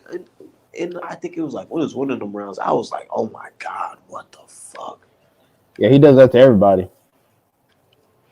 Could have killed that man. hmm Yeah, you I, could've. I remember somebody. I forgot one of the fights I was watching, but their corner advice was literally do the Triple G punch. Right on the top of the head. And so motherfuckers be learning and practicing that shit. Yeah. Do the Triple G. Do the Mike Tyson. Yeah. Yeah. They compare every damn body to Mike Tyson. I'm so sick of that shit. The same people that say that Mike Tyson was overrated are the same people that said that Esau Cruz is the Mexican Mike Tyson. He ain't none of that shit. He was I'm never. like, my thing is, I just don't like it when people try to make Esau Cruz look like some special shit to big up Tank. Like, I'm not saying Esau Cruz is garbage, but he's not going to go on to run 135 at all. Like, people like, oh, he might do some. He's not going to do that Frank much. Martin Okay. beats him. Nestor Yeah, Frank probably Martin beats him. shit out I of him. think JoJo Diaz beats him. El Rio beats him. Like, he's going to get beat by a bunch of people. So Michelle Rivera beats the fuck out of him. okay, well, Michelle Rivera's been dropped before, so we got to be careful with that. If he get caught, No. Like I personally believe Michelle Rivera beats the shit out of Isaac Cruz. okay, well, beats the shit out of is probably some You strong talking language. about the dude But who looked like Muhammad Ali? yeah, his real grandson. Baby Ali. Nah. He'll probably outbox him, That's a but good fight. That's a good fight. I just don't know about beat the shit out of him. He'll probably win the decision. But I don't know. Fighters from where he's from, what they do, they be looking real good, and then when they start gassing out and they can't really run around the ring, they be getting popped with anything. Well, think about at 140 he'll beat the shit out of him, but he cutting down to 135 again. I personally believe Michelle Rivera is drained at 135, but if he fights at like 140, 147 and up, he's like super duper good, like hands down. But it's he don't want to fight at 140 because they talking about some. You should fight Gary Russell. Gary Antoine Russell is very. This could be your Sonny Liston, Muhammad Ali. Yeah, he trying to get a title. He trying to get a title while niggas like Kambosos holding the belt. He don't want to put in no real legitimate word. Like, oh, you should fight Sugar Matias. I'm like, wait, what? What did I do? I'm just trying to understand, like what's the whole plan for like Michelle Rivera right now? Because he waiting for Kambosos or one of them to be undisputed so they can come off the belt. That's it. So wait, I feel like the world of boxing is just waiting for fucking Josh Taylor to get over with this fucking Jack Catterall fight. Shit, I know I am. He got one of the hottest divisions in boxing held up because this pussy ass is trying to fight fucking Catterall, talking about he getting married and shit. Nobody give a fuck about none of that. What? Josh Taylor. He keeps bitching about vaccines. I'm like, can you hurry up and fight Catterall and move on so we can get some legitimate scraps at 140? Shit, nobody cares. So wait, Josh Taylor is making up excuses? No, it's just he's like putting off the fight. That's one of the reasons why he's only gonna have, I think, one fight this year. He got his elbow injured. Yeah, it's all kinds of shit, but I don't give a fuck what he's talking about. Hurry up and beat this dude and move up already so we can stop talking about you because you're not even getting the Terrence Crawford fight. So shit, you might as well fight Boots or somebody. Also, it's been like a year since he fought, I think. Yeah, I mean, I like Josh Kelly and everything, but people are making it seem like he's gonna be like, oh, Josh Kelly might fuck around and dominate all these people. Josh Taylor. I mean, yeah, not Josh Kelly. Yeah, Josh Taylor. My bad. But Josh yeah, Kelly is nowhere to be seen. yeah, he signed with Wasserman Boxing to lower his competition. But yeah, no, he didn't resign Oh with his my own god. because he got his ass beat. Dude, that's sad, man. What the fuck is wrong with you, Josh? Well, he probably feels like he got set up. He got his That's head busted what open. you got your ass whooped.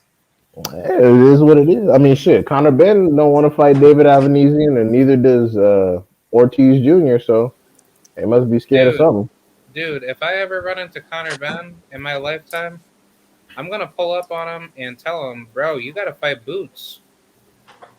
Yo, you gotta fight Boots. You gotta fight Virgil. You gotta fight Michael Fox. Fight these guys. Man, Conor Ben's shit. I don't think he's going anywhere. He won't Yeah, get he's as Yeah. far over. as Eubank Jr.'s got. Like, they're both sons of people who they can get that nostalgia money from the older generations. But, like, Yeah, he's not beating fucking anyone. I like Conor Ben more than Eubank Jr. because Conor Ben actually appreciates and respects his dad. Eubank Jr. is a little piece of shit. yeah, Yeah, Like you, He's his dad fucking get.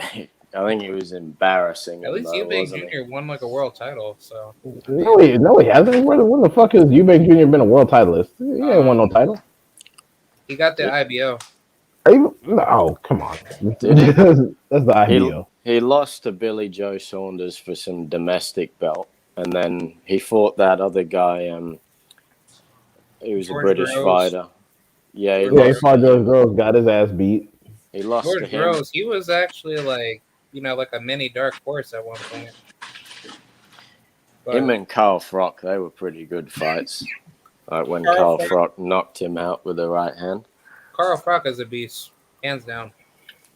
He would have Yeah. fucked Triple G up if Triple G would have Oh, stepped up and fought him. I Yeah, was Triple just G gonna, punk ass don't got no courage. He's like, I don't want to leave. I'm gonna stay safe at middleweight. Yeah, he I was wanted to gonna fight ask, Floyd though. who would win in a fight between Jermaine Taylor versus Gerald McClellan. Gerald McClellan probably got that. Really?